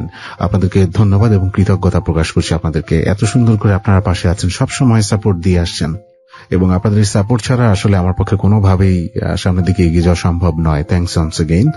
আর নুসরাত আছে আমাদের সাথে আজকে। একটা অদ্ভুত জীবনের গল্প শুনছি, যে জীবন আসলেই কল্পনার চেয়ে বেশি কিছু। এই কথাটা আজকে বারবার বেশি বেশি বলতে ইচ্ছে করছে নুসরাতের জীবনের গল্পটা শুনতে শুনতে, এবং আমার মনে হয় আপনাদের ক্ষেত্রেও তাই হচ্ছে। আপনাদেরও অনেকের জীবনে এরকম গল্প রয়েছে, সেগুলো আপনারা এখানে এসে বলতেও চান। সো এই কারণেই আপনাদের জন্য একটা ফোন নাম্বারও আছে, ডেডিকেটেড ফোন নাম্বার, এবং একটা ফেসবুক পেজও আছে। সবগুলি বলে দিচ্ছি। এখানে ফোন করুন আপনি। নম্বরটা হচ্ছে 09-613-892-892। আমরা বলছি, একটু মন দিয়ে শুনবেন। 09-613-892-892। সেখানে লোবান আপনার সাথে যোগাযোগ করবে, আমাদের টিম মেম্বার। আর ফেসবুকে আপনি সরাসরি আমার সাথে কথা বলতে পারেন। ফেসবুকের অ্যাড্রেসটা হচ্ছে facebook.com/setu.abcradio। অ্যাড্রেসটা আবার বলছি, facebook.com/setu.abcradio। পেজটা RJ সেতু নামে আছে। আপনি সেটাতে লাইক দিন এবং আমার সাথে কানেক্টেড থাকুন, যাতে করে সব আপডেটস আপনি সেখানে পান এবং আমার সাথে নিয়মিত যোগাযোগটা রাখতে পারেন। ওকে, নুসরাতের জীবনের গল্পে ফিরে যাচ্ছি সরাসরি। আমি আর কিছু বলবো না, কোনো রিভিউ দিচ্ছি না, জাস্ট নুসরাতের কাছে। নুসরাত একটা পর্যায়ে রাজি হলেন আপনি? হ্যাঁ, আমি কনভিন্স হয়ে গেলাম তার কথায়, কারণ সে আমার বাচ্চাকে প্রচন্ড ভালোবাসতো। এইটা দেখে আমি মুগ্ধ হয়ে গেলাম তার উপরে, যে এর চেয়ে ভালো গার্জিয়ান আমার বাচ্চার জন্য আর কেউ হইতে পারে না, এই লোকের চেয়ে। তখন আমি আমার আম্মাকে বললাম, আর কাউকে বলার প্রয়োজন মনে করলাম না, আমার মাকে আমি বললাম। তখন আমার মা আবার আমাকে বললো যে মা, তুমি একটা বিবাহিত মেয়ে, তুমি একটা আনম্যারিড লোককে বিয়ে করো না। সে যতই তোমাকে বলুক, তোমার সারা জীবন তোমার দাবায় রাখবে। 6 মাস পার হবে না, তুমি শুধু পালানোর রাস্তা খুঁজবা। আমি আমার মার কথা শুনলাম না, আমি ওই লোককে বিয়ে করে নিলাম। বিয়ে করে ওই লোক আমারে নিয়ে গেল সেকেট্রেকে একটা বাসায় আমারে উঠাইলো। আচ্ছা, সুন্দর একটা বাসা, মোটামুটি 2 বেড ড্রয়িং ডাইনিং এর একটা বাসায়। তো ওই মুরগির খোপ থেকে যখন এত বড় বাসায় গেলাম, তখন এমনিই মনটা অনেক প্রফুল্ল হয়ে গেল। তখন ওই লোক ভালোই আদর ভালোবাসা দিচ্ছিল, সবকিছু আমার ছেলে সবকিছু ঠিক মতন চলতেছে। 19 দিনের দিন যখন বিয়ে করে নিয়ে গেল, 19 দিনের দিন উনি ফ্যাক্টরি গেল। আচ্ছা, ব্লেড ফ্যাক্টরি গেল। ব্লেড ফ্যাক্টরি থেকে আইসা সন্ধ্যা মাগরিবের সময় বেল দিল। আমি দরজা খুললাম। আমি ওনার জন্য শাড়ি টাড়ি পরে সেজে গুজে বসেছিলাম। আমি দরজা খুললাম, উনি উপর থেকে নিচ পর্যন্ত আমার এক নজর দেখলো। দেখার পর আমার ধাক্কা দিয়ে সে ঘরের মধ্যে ঢুকলো। ঢুইকা আমার সাথে আর কোনো কথা বললো না, সবকিছু খোঁজা শুরু করলো। বারান্দা, বাথরুমে, ওয়ার্ড্রোফের ভিতরে, এই রান্নাঘরে দরজার পিছনে সবকিছু খুইলা খুঁজা শুরু করলো। আমি আর বারবার জিজ্ঞেস করতেছি আপনি কি খুঁজতেছেন আমাকে বলেন, আমি খুঁজে দিই। উনি শুধু আমার ধাক্কা মেরে সরাই দিচ্ছে। পরে উনি ফ্রিজ থেকে মদের বোতল একটা বাইর করলো, বাইর করে আধা বোতল মদ উনি খাইলো। খাওয়ার পর পুর জুতা পরে আমার যে ঘুষিয়া লাথি উনি মারা শুরু করলো। মাই গড। তখন আমি বুঝলাম যে আমার আসলে ভাগ্যটাই খারাপ। আমি ওই দিন লা ইলাহা ইল্লাল্লাহ মুহাম্মাদুর রাসূলুল্লাহ পড়ে নিছি যে আমি হয়তো আজকে শেষ, আমার আজকেই হয়তো শেষ দিন। আমার বাচ্চাটা, ওই 1 বছরের বাচ্চাটা হতভম্ব হইয়া লাল নীল হয়ে গেছে মার এই মায়ের ধর দেখা। তারপরে এক পর্যায়ে সে ক্লান্ত হয়ে গেল মারতে মারতে। আমি মাটিতে ওইভাবেই পড়ে রইলাম। পরের দিন সকালে তার কথা শুনে বুঝতে পারলাম যে সে ধারণা করছে যে ঘরে আমি কোনো পুরুষ লোক ঢুকাইছি। এগুলো কি কোনো কান কথা কারো কাছ থেকে শোনা নাকি তার নিজেরই ধারণা করে? তখন তো সে কারোর সাথে মিশে না। না, এটা মিশে না, এটা তার একটা নিজস্ব একটা কল্পনার জগৎ। কারণ সে সবসময় কিন্তু নেশার মধ্যেই থাকে। এটা কিন্তু মানুষের মস্তিষ্ককে এমন ভাবে বিকল করে দেয় যে স্বাভাবিক চিন্তা ভাবনা কোনোভাবেই করা সম্ভব নয়। যাই হোক, আপনি আসলে কোনো উপায় না দেখে তার সাথে চলে আসলেন, তাকে বিয়ে করলেন। কোনো উপায় ছিল না কিন্তু, এবং মূল কারণ ছিল আপনারই বাচ্চাটার সবচেয়ে ভালো গার্ডিয়ান কিন্তু সেই হতে পারবে এই চিন্তাটা থেকে। যাই হোক, একটু ও সময় আসলে আর বেশি কিছু ভাবারও ছিল না, কিন্তু একটু যেই ভাবার অপশনটা থাকে সাধারণত, যেরকম একটা অ্যাডিক্টেড মানুষ যিনি কিনা নর্মালি তার লাইফ কোনোভাবে লিড করতে পারেন না, তার নর্মাল অ্যাক্টিভিটিজ এর পেছনে যে জিনিসটা কাজ করে সেটা হচ্ছে ড্রাগস, যে কোনো প্রকারই হোক না কেন সেটা, মানে সে স্বাভাবিকভাবে কিছু করতে পারে না। এমন একটা মানুষের সাথে সারা জীবন পার করাটা কতখানি টাফ হতে পারে, এই চিন্তাটা কিন্তু অনেকখানি ইম্পর্টেন্ট করে নেওয়া। যাই হোক, আর একটা ব্যাপার হচ্ছে যে আপনার বাচ্চার জীবনে আপনার ছোটবেলার জীবনের প্রতিফলনটা আমি দেখতে পাচ্ছি, যে আপনি একেবারে ছোটবেলা থেকে মাকে এরকমই পরিবেশে দেখেছেন, এবং আপনার বাচ্চাও হয়তো দেখা এই শুরু করলো। এরপরে কি হবে, লেটস সি, বলুন আপনি। তারপর পরের দিন আমি চলে গেলাম আমার মার বাসায় বাচ্চাটাকে নিয়ে, যে না হবে না। এখানে বাসায় গেলাম, আমার আব্বা আম্মা দেখলো আমার চোখ মুখ সব ফুলা, এইখানে নীল, এইখানে কালো, গলার এখানে সব ছিঁড়া, খামচি দিয়ে সব ছেঁড়া, কি বিভৎস অবস্থা আমার। আমার আব্বা উঠা এসা বললো, এই যে তোর আবার ফেরত আসছে, কোনোখানেই টিকতে পারবে না। দোষারোপটা আপনাকে করলো আমার আব্বা। আচ্ছা, কিছু বললাম না, ভাগ্যেই ছিল, ধরে নিলাম। যখন আমার কয়েকদিন গেল, আব্বা কিছু বললো না, যে যখন দেখছে একটা মার মুড় খায় আসছে। কয়েকদিন যাওয়ার পর আম্মারে বলতেছে, তোর এটা যাবে কবে? আম্মা বললো, যাবে মানে এই জানোয়ারের কাছে যাবো কি জন্য, মেয়ে দিব না মেয়েরে যাইতে। পরে আম্মারে বলতেছে, তুই শুদ্ধা যায় থাকবি ওদিকে, তোর মেয়ে নিজে যাই না, বুঝা গেছে না সব, একদিনও আর থাকতে পারবে না, এখন বাইরে তো বল। তারপর ওই দিনই আমার আব্বা আবার বাইর করে দিল, বাধ্য হয়ে আমার ওনার বাসায় যায় উঠতে হইলো আবার। তারপরে এর মধ্যে উনিও ফোন করে মাফ টাফ চাইছে, সরি বলছে। আচ্ছা, তারপরে আমি গেলাম, যাওয়ার পরে আবার কিছুদিন ভালো চলতেছে, সবকিছু ঠিকঠাক। আবার একদিন একটা ফোন আসছে রং নাম্বারে, PABX এর ফোন লাইন ছিল, রং নাম্বারে ফোন আসছে। এই যে তোর ফোন করা শুরু করছে, বুঝা গেছে যে এখানে একটা 2 নাম্বার মহিলা থাকে, এই যে দেখ তোর ফোন আসা শুরু হয়ে গেছে, মানে তার ভাষাই ছিল এরকম। তখন আমি বলছি, আমি তো এই নাম্বার আমার বাপ মারেও দিই নেই, তাইলে আমার অন্য লোকের নাম্বার ফোন আসার তো প্রশ্নই উঠে না। তখন ওই লোক আমারে বলল যে তুই ফোন বাজতে বাজতে বন্ধ হয়ে যাবে, রিং বন্ধ হয়ে যাবে, তুই ফোন উঠাবি না, লোক বাসায় এসে বেল দিতে দিতে ফেরত যাবে, তুই দরজা খুলবি না। তা আমি এইভাবেই থাকলাম, ঘরে বাজার নাই, খাওয়া নাই, আমরা মা ছেলে খিদায় বসে আছি। উনি বাসায় আসতো, বাজার সদে আনলে আমরা রান্না বান্না করে খাইতাম। নিজে দোকানে যায় যে একটা পাউরুটি আইনা খাবো, ওই সাহস ছিল না। এত একটা ভয় আতঙ্ক ভিতরে ঢুকে গেল ওই প্রথমবার মায়ের খাওয়ার পরে। এবং যখনই উনি ড্রিঙ্ক করে আসতো, আমরা মা ছেলে থরথর করে কাঁপতে থাকতাম, আমরা এমন আতঙ্কে পড়ে যাইতাম। আর এত গর্জন করতো, বাঘের গর্জন ফেল ওনার গর্জনের কাছে। তারপরে কিছুদিন পর ওনার 2টা বোন রে বাসায় নিয়ে আসলো। এখানে একটা কথা ছুটে গেছে, সেটা হলো উনি বিয়ের আগে আমার একটা শর্ত দিছিল যে আমার পরিবারে 7 ভাই বোন, আমরা বাপ মা মারা গেছে, আমি কোনো সামাজিকতা মেনটেন করব না যতদিন আমার ভাই বোনদের বিয়ে না হবে। তো আমি ওইটা স্বাভাবিকভাবেই মেনে নিছি। কিসের সামাজিকতা, আমাদের কি সামাজিক ভাবে বিয়ে হয়েছে? আমার বাপ কি আমার দায়িত্ব পালন করছে যে আমি আমার বাপ ভাইরে এখানে দাওয়াত করে খাওয়াবো? আমি আপনার শর্তে রাজি। পরে ওনার 2টা বোন নিয়ে আসলো। বোন নিয়ে আসার পরে এতদিন তো ওনার একার অত্যাচার সহ্য করতে, এমনি ভালোবাসতো, খুব আদর করতো। একটা রানে আমারে বসাইতো, আর একটা রানে আমার ছেলেটারে বসায় ঘন্টার পর ঘন্টা কম্পিউটারে কাজ করতো। আচ্ছা। তো যখনই মদ ড্রিঙ্ক করে আসতো তখনই ওনার চেহারাটা পাল্টায় যেত। আর যখন ওই যে কোনো এমন কোনো ফোন আসতো যেটা আসলে ওনার ফোন না, তখন উনি খুব অকথ্য ভাষায় গালিগালাজ করতো। আচ্ছা। তারপর ওনার বোনরা আসার পর নতুন অত্যাচার শুরু। আমার বোনরা আমার বাচ্চাটারে, উফ আল্লাহ, কারো সন্তানের জীবনে এরকম না আসে যে মার এরকম দিন দেখা লাগে। কুকুরের বাচ্চারেও মানুষ এইভাবে তাড়ায় না, আমার বাচ্চারে ওনার বোনরা এরকম ভাবে তাড়ানো শুরু করলো। এই তুই এদিকে আসতে পারবি না, তুই বিছানায় উঠতে পারবি না, তুই বাথরুমে যাইতে পারবি না, তুই এটা ধরতে পারবি না, তুই ওইটা ধরতে পারবি না, এগুলা করা শুরু করে দিল। আর সারা রাত উনি কম্পিউটারে কাজ করতো, খুব দের রাত্রে ঘুমাইতে আসতো। সারা রাত আমি ঘুমাইতে পারতাম না, ভোরবেলা ঘুমাইতে হইতো। তখন উনার বোনরা ভোর হইলেই আবার আইসা মাথা ধরে ধাক্কানো শুরু করতো। এই ওঠ, এই মহিলা, আমরা কি এখানে কাজ করতে আসছি? আমরা কি বুয়া? ওঠ ওঠ, যা চা বানা, নাস্তা বানা, এইরকম করা শুরু করে। সেটা গেল, বাট আমি জাস্ট এখনো ওই জায়গাটা আটকে আছি যে আপনার বাচ্চাকে আপনি বললেন যে কুকুরের মতো ব্যবহার করতো। জাস্ট আমি না জিনিসটা ইমাজিন করছি, আমি জিনিসটা দেখতে পাচ্ছি। আর আপনার সেই জায়গাটায় আমি ভাবছি যে একটা মা বাচ্চার খাবার দিতে পারতো না, সেই বাচ্চাটাকে কষ্ট করে, কত বছর তখন? তখন তার বয়স প্রায় 1.5 বছর হয়ে গেছে। 1.5 বছর, 1.5-2 বছর। ওই বাচ্চাটা আপনার জীবনের সবচেয়ে প্রিয়, আর কিন্তু কেউ নাই। সবচেয়ে প্রিয়, পৃথিবীর সব সম্পদের চেয়ে সবচেয়ে প্রিয়। তো মার কাছে এর চেয়ে বড় সম্পদ আর কি? আর সেই বাচ্চাটাকে যখন আপনি দেখলেন আপনার চোখের সামনে, আহারে পৃথিবী, বলেন আপনি, দেখি আর কি বলার আছে আপনার। তারপরে এরকম চলতে চলতে কিছুদিন পরে আমার স্ট্রোক করলো। আমার ব্রেনে স্ট্রোক করলো, ছোট্ট একটা স্ট্রোক করলো। আমার ডান চোখটা বন্ধ হয়ে গেল, আমার মুখটা বাঁকা হয়ে গেল। তখন ওই লোকই আবার আমার ট্রিটমেন্ট করাইলো। মানে এই টর্চার সহ্য করতে করতে আমার এক পর্যায়ে স্ট্রোক হয়ে গেল 9 মাসের মাথায়। শুধুমাত্র এই টর্চার না, পেছনের সমস্ত ঘটনার ইফেক্ট কিন্তু রয়ে যাচ্ছে। স্ট্রোক করলো। তো তার বোনরা এইটা নিয়েও তারে চার্জ করতো, কি একটা উঠাই নিয়ে আইছে রাস্তা থেকে, এটা আবার অসুস্থ হয়ে গেছে, এরা আবার এত টাকা খরচ করে চিকিৎসা করানো লাগতেছে, এই সেই। এইগুলার মধ্যে দিন কাটতেছিল ভয়ঙ্কর ভাবে।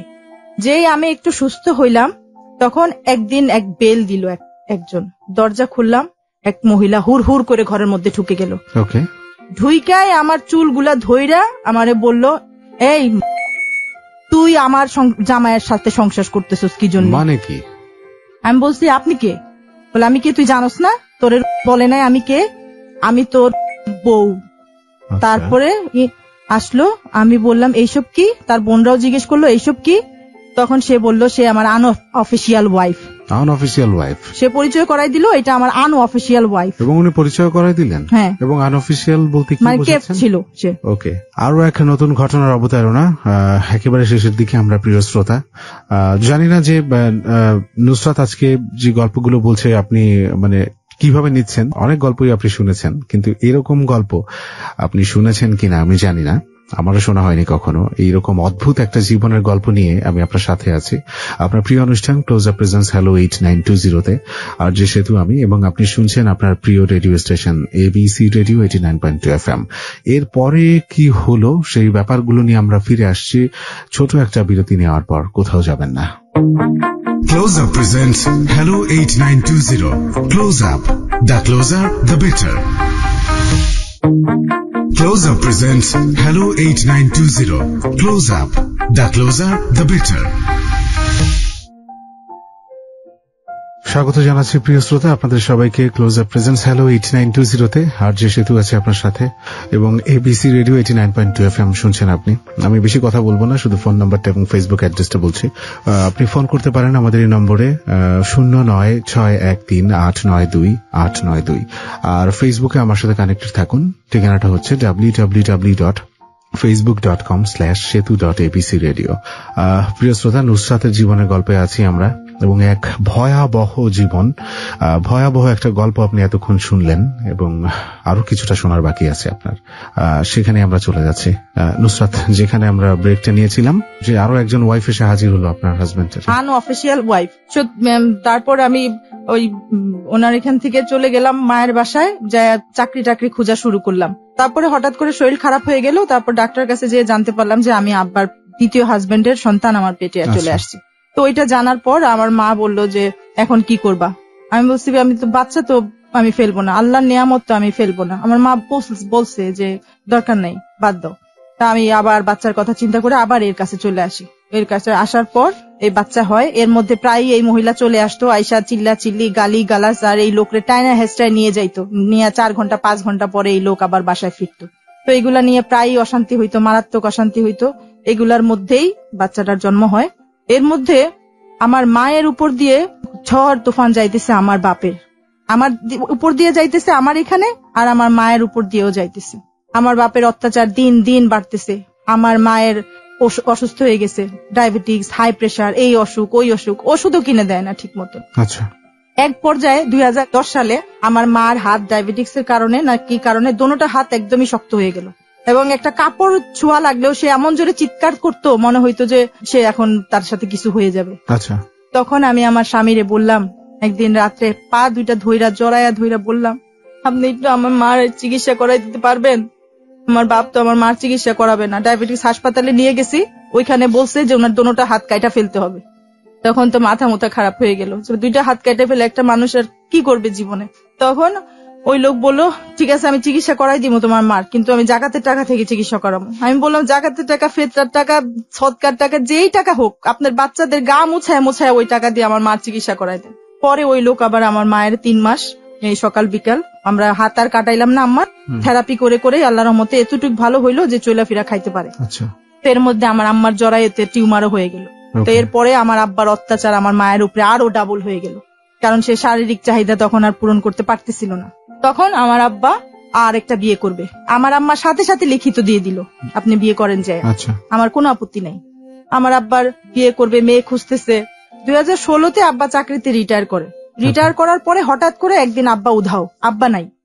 আব্বা কোথায় কোথায় কোথায়, পরে জানা গেল জিরাবতে এক মহিলারে উনি বিয়ে করে উনি ওদিকেই রয়ে গেছে, বিয়ে করে ফেলেছে অলরেডি। হ্যাঁ, 6 বছর ধরে ওনার ওই মহিলার সাথে সম্পর্ক চলতেছিল। পরে আমরা এগুলা জানতে পারি।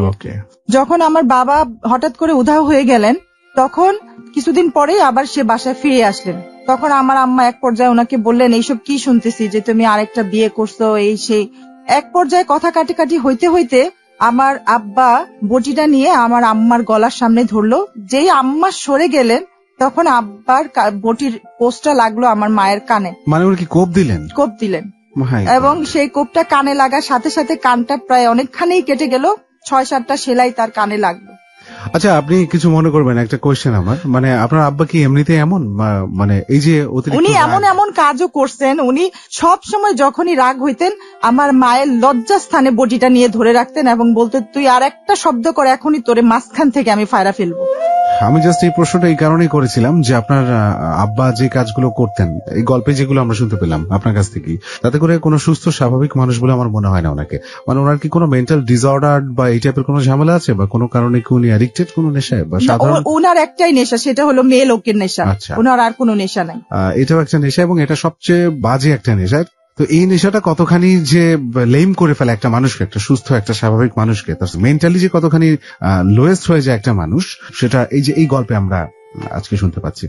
অথচ আমার আব্বা যখন দ্বিতীয় বিয়ে করতে চাইলেন, সাথে সাথে আমার আম্মা লিখিত পারমিশন দিয়ে দিল যে তুমি বিয়ে করতে পারো। হ্যাঁ, এখানে আপনার আম্মা বলে এটা সম্ভব হলো। মানে দেখা যাচ্ছে যে আপনার আব্বা যেমন কিছু হলেই দাবটি নিয়ে উঠে আসে, আপনার আম্মা যদি এরকম হতো তাহলে কিন্তু এখানে আরো বাজে কিছু হতে পারত। একটা ব্যাপার আমরা বলি যে তোমার সামনে যদি কেউ উত্তেজিত অবস্থায় তোমাকে কোনো ব্লেম করে, তুমি পানির মতন তরল হয়ে যাও। সেটাই হয়েছে আপনার ফ্যামিলি। সেই জন্যই আমার মা হয়তো 40 বছর এখানে থাকতে পারছেন, এছাড়া সম্ভব ছিল না। আমার আম্মা সত্যিই পানি ছিলেন। তখন আমার মায়ের ভাগ্য এতই খারাপ, কারোরে আল্লাহ এরম ভাগ্য না দিক। আমার 2টা ভাই আমার মাকে রাখবে না। আমার মা কই যাবে। আমি চিন্তা করলাম, যা আছে কপালে আমি আমার মারে নিয়ে আসবো আমার কাছে। আমার মারে আমি নিয়ে আসলাম। যেই আমার মা আমার বাসায় আসলো, আমার স্বামী ঘর ছেড়ে চলে গেল এবং ম্যানেজারকে বলে দিল, 1টি টাকা বাসায় যদি বাজারে দেওয়া হয় তোমার চাকরি শেষ। 5 দিন আমার মা রইলো, আমার স্বামী কোনো খরচাপাতি বাজার সদাই কিছু দিল না, সে বাসায় ফিরলো না। খুব সম্ভব সে ওই মহিলার বাসায় ছিল। তখন বাধ্য হইলাম মারে বৃদ্ধাশ্রমে রাখতে। আগারগা বৃদ্ধাশ্রমে আমার দুঃখিনী মারে রাইখা আসলাম। আমার মা এখন চোখে দেখে না, কানেও শুনে না, চলতে ফিরতেও পারে না। আমার ভিতরে এত কষ্ট যে আমার চোখ দিয়ে পানি না, রক্ত আসার কথা, রক্ত। আমার মার যখন আমি বৃদ্ধাশ্রমে দেখতে যাই, ফিল করি যে আমার যদি আল্লাহ আমাকে হায়াত দেয়, বাঁচা রাখে, হয়তো এটা আমার ভবিষ্যৎ। কারণ এই লোক আমাকে আজ পর্যন্ত 500 টাকা এরকম ভাবে দেয় নাই যে আমি আমার ভবিষ্যতের জন্য কিছু করতে পারবো, এবং সে আমার সার্টিফিকেটটা পর্যন্ত ছিঁড়ে টুকরা টুকরা করে ফালাই দিছে। একটা ঘটনা মনে পড়ে, বিয়ের 3-4 বছর পরে একটা দামি জামা চাইছিলাম, 3500 টাকা দাম ছিল জামাটার, খুব পছন্দ হয়েছিল। আমি আমার স্বামীকে বললাম, আমাকে এই জামাটা কিনে দিবেন, আমার না জামাটা খুব পছন্দ হয়েছে। 2-3 দিন খুব শুনাইছে, তোর যোগ্যতা আছে এই জামা পরা, 3500 টাকা। আমার যে আমি কোনোদিন আমার 250 টাকা 300 500 টাকা ঈদের জামা কিনে দিত, আর এমনি 200-250 টাকার উপরে কখনো কাপড় কিনে দিত না। ওইটা নিয়ে আমার দুঃখও নাই। তো আমি উনারে বললাম জামাটা আমার অনেক পছন্দ হয়েছে, আপনি কি আমার জামাটা কিনে দিবেন? তখন উনি আমার বললো, তোর যোগ্যতা আছে, তাহলে তো আমি ইন্ডাস্ট্রিয়ালস এর মেয়ের বিয়ে করতাম যদি এত দামি কাপড়ে জামা পরাইতে হইতো। তোর ড্রেনে থেকে উঠাই নিয়ে আসছি কি এইগুলা পরানোর জন্য? তারপরে এক পর্যায়ে সে রাজি হইলো জামাটা কিনে দিতে, কিন্তু সে বলল, তোরে আমি জামাটা কিনে দিমু, কিন্তু আমার জানের সদকা দিমু, নিবি? ওই দিন আমি রিয়েলাইজ করলাম যে অনেক মেয়েরা আছে, শুনি পেপারে পড়ি, পত্রিকায় পড়ি, যে জামা কিনে দেয় নাই দেখা, শাড়ি কিনে দেয় নাই দেখা স্বামীরে ছাইরা চলে গেছে। ওই দিন আমি রিয়েলাইজ করলাম যে কেন মেয়েরা শাড়ি জামা কিনা না দেওয়ার কারণেও স্বামীরে ছাইরা চলে যায়। স্বামীরা যখন এইসব কথা বলে সবাই এটার লোড নিতে পারে না, কিন্তু আমি ছোটবেলা থেকে এগুলা দেখতে দেখতে আমার কাছে এগুলার এখন কোনো ব্যাপার না। মানে আপনি ছোটবেলা থেকে পুরুষ শাসিত সমাজের এই নির্মম চিত্র দেখে আসছেন। আমি এটা বলতেছি না যে ভালো পুরুষ নাই, নিশ্চয়ই ভালো পুরুষ আছে, কিন্তু আমার লাইফে পাই না। আপনার লাইফে নাই। আমার ভাইরা যেরকম, আমার বাপ সেরকম, আমার 2টা স্বামীই এরকম বাইর হয়েছে।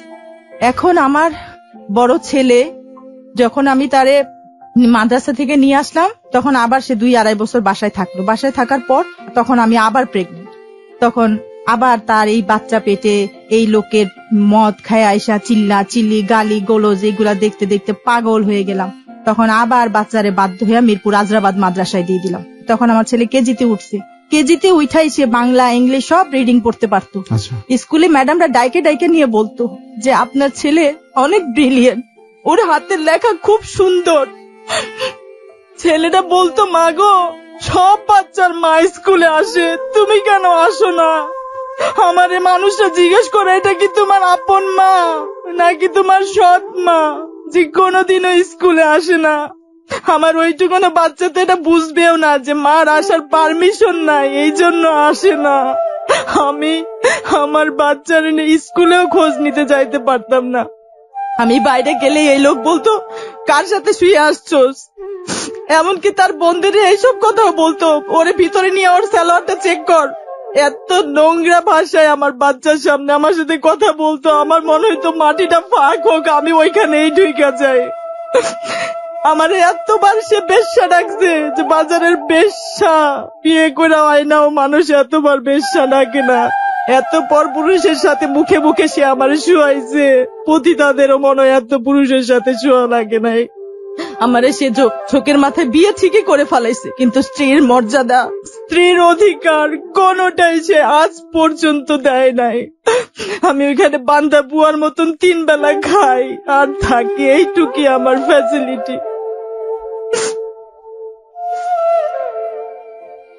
আমার হাজবেন্ডে কয়েকবার আমি থানায় জিডি করছি তার নামে। থানা থেকে তারে যখন ইনফর্ম করছে, সে গেছে ওইখানে কথাবার্তা বইলা বাসায় আইসা তখন সে আমারে বলছে, তুই যে পুলিশদের সাথে শুইয়া আমার নামে কমপ্লেন করে আসলি, এই পুলিশদের পকেটে আমি টাকা ঢুকাই দিয়ে আসবো, তখন এই পুলিশরা তো প্রমাণ করবে যে তুই একটা বেশ্যা। শুধু এইটাই না, আমার হাজবেন্ড ড্রিঙ্ক কইরা আইসা 3-4টা ঘন্টা আমার এবং আমার বাচ্চাগুলার যে অত্যাচার করে, ওইটার 5 মিনিটের ভিডিও যদি আমি কাউরে দেখাইতে পারতাম, তাহলে মানুষরা বুঝতো যে আমি আর আমার সন্তানগুলা কতটা অসহায় আমরা। আপনি এগুলো ভিডিও করেন না কেন? তার বোনরা থাকে, তারা করতে দেয় না। তারা যখনই এই ধরনের কোনো অ্যাটেম্প দেখে তখন বাইরে বাইর করে দেয়। আপনি এটা গোপনে করে ফেলবেন ভিডিওটা, আমি আপনাকে এই পরামর্শ দিচ্ছি। আমার বাচ্চাগুলার সামনে দাঁড়া করে রাইখা আমার স্বামী বলতে থাকে, তোর মা শৈল বেচে, তোর মা এইটা বেচে, তোর মা ওইটা বেচে। তার মুখের ভাষাই এইগুলা। অথচ আজ পর্যন্ত একদিনও আমি সে যখন ড্রিঙ্ক করে বাসায় আসে আমি বলি না যে আপনি কেন খাইয়া বাসায় আসছেন। বাসায় ছোট ছোট 3টা বাচ্চা আছে এবং বাচ্চাগুলোর আমি আগে ভাগে ঘুম পাড়াই দিই যেদিন খাইয়া আসার কথা থাকে। সে বাসায় ঢুইকাই আগে বাচ্চাগুলোর এটা উঠায় যে তোরা কই এদিকে আজ, শুনে যা তোর মা কি করছে, তোর খালা কি করছে, তোর নানু কি করছে। অথচ আজ পর্যন্ত আমার মা বাবা ভাই বোন কাউরে উনি এই 15 বছরের মধ্যে বাসার মধ্যে ঢুকতেও দেয় নাই, ঈদেও না। এই দুঃখ নিয়ে আমার কবরে যাইতে হবে। এগুলো সবই হচ্ছে বিকৃত মস্তিষ্কের পরিচয়। তো যাই হোক, আমি যেটা বলতে চাই যে শুনছেন লাখ লাখ মানুষ, আপনারা প্রিয় শ্রোতা, অনেকেই আপনাদের মধ্যে ভিকটিম আছেন। এই আজকের অতিথির মতো আপনারাও হয়তো শিকার, আপনাদের হাজবেন্ডের, আপনাদের ফ্যামিলির কারো না কারো দ্বারা। এখন কিন্তু সোচ্চার হয়ে বাঁচার সময়। এখন আর সেই সময় নেই যেখানে আপনি একটা সময় সিনেমায় দেখেছি, আমি একটু পার্টিকুলার মেনশন করি, ওই সময়টা এরকম ছিল বলে ওই সময় সিনেমা বা গল্প বা নাটকগুলো এমনই ছিল যে আমাকে সারা জীবনও ভালো না বাসলে আমি ভালোবেসে যাব। No, it's not the thing. আপনি এভাবে কিন্তু আপনি বেঁচে থাকতে আসেননি পৃথিবীতে। আপনিও একটা সোল, আপনি একটা মানুষ। আপনি যে অধিকারটা নিয়ে আসছেন, সে যে আপনাকে অত্যাচার করছে, যার দ্বারা আপনি অত্যাচারিত হচ্ছেন, is the same thing, is the same soul. So please be aware of your rights. আপনি আপনার অধিকারগুলো আদায় করে আপনাকেই নিতে হবে। আপনার আশেপাশে আসলেই আপনার জন্য কেউ নাই। তারপর আমার ওই বাচ্চাটা মাদ্রাসায় দেওয়ার পরে আবার এতিমখানায় দিয়ে দিলাম। ওইখানে 2.5 বছর থাকলো, আবার ছেলে মরে যায়। আবার ওই লোকের হাতে পায়ে ধরে বাচ্চারে বাসায় নিয়ে আসলাম, আবার স্কুলে দিলাম। আমার যে ছেলে ক্লাস 10-এ পড়ার কথা, সে এতদিনে ক্লাস 7-এ উঠছে, কিন্তু এবার হঠাৎ করে তার পিছনে ব্যথা ব্যথা ব্যথা, বলতে বলতে বলতে বলতে বাঁকা হয়ে যায় ব্যথায়। আমি কি করবো, এই লোকের তো ডাক্তারের কাছে নিয়ে যায় না। পরে অনেক দিন পরে ডাক্তার দেখাইলো, তারপরে রিপোর্ট টেস্ট করলো, টেস্ট করে আসলো তার কিডনিতে পাথরও আছে আর তার কিডনি দুটোও ফেল। My goodness. বড় ছেলে আমার জান, আমার প্রাণ, আমার সবকিছু। আমি সারা দুনিয়ার সম্পদের চেয়ে আমার এই বাচ্চাটারে আমি বেশি ভালোবাসি। আমি রিপোর্ট গুলাও সাথে নিয়ে আসছি। এখন আমি জানি না আমি কি করব, কিন্তু আমি তারপরেও মনোবল হারাই নাই। আমি এখনো দাঁড়াইতে চাই আমার মায়ের জন্য, আমার ছেলের জন্য। আমি বাঁচতে চাই, আমি এদের জন্য কিছু করতে চাই। আমি অনেক ভালো রান্না করি। আজ পর্যন্ত জীবনে যত মানুষকে রান্না করে খাওয়াইছি, সবাই একটা কথাই বলছে, ভাবি আপনি রান্নার ব্যাপারে কিছু করেন না কেন? এটা দিয়েই তো আপনি দাঁড়াইতে পারেন। চেষ্টাও করছি, কিন্তু ক্যাশ ক্যাপিটালের জন্য কখনো কিছু করতে পারি নাই। এমন কোনো রান্না নাই যে আমি জানি না। Fast food item, Chinese item, Bangla item, সব কিছু আমি রান্না করতে পারি। কিন্তু আমি কখনো এটা নিয়ে ব্যবসায়িক ভাবে দাঁড়াইতে পারি নাই, কারণ আমার স্বামী আমাকে সাপোর্টও করে নাই। এবং তার কাছ থেকে যে 2-1 চলে গেছি, তখনও আমি করতে চাইছি, কিন্তু আমি ক্যাশ ক্যাপিটালের জন্য করতে পারি। কিন্তু এখন আমার করতে হবে। আমার মা কে ডাক্তার বলছে যে উনাকে 1 মিনিটও এখানে একা রাখেন না। উনার ডায়াবেটিস হাই, উনার প্রেশার হাই, চোখে দেখে না, কানে শুনে না, ওনারা এখান থেকে নিয়ে যান। এই জন্য এখন আমি আবার রুখে দাঁড়াইতে চাই, আমার মায়ের জন্য, আমার বাচ্চার জন্য।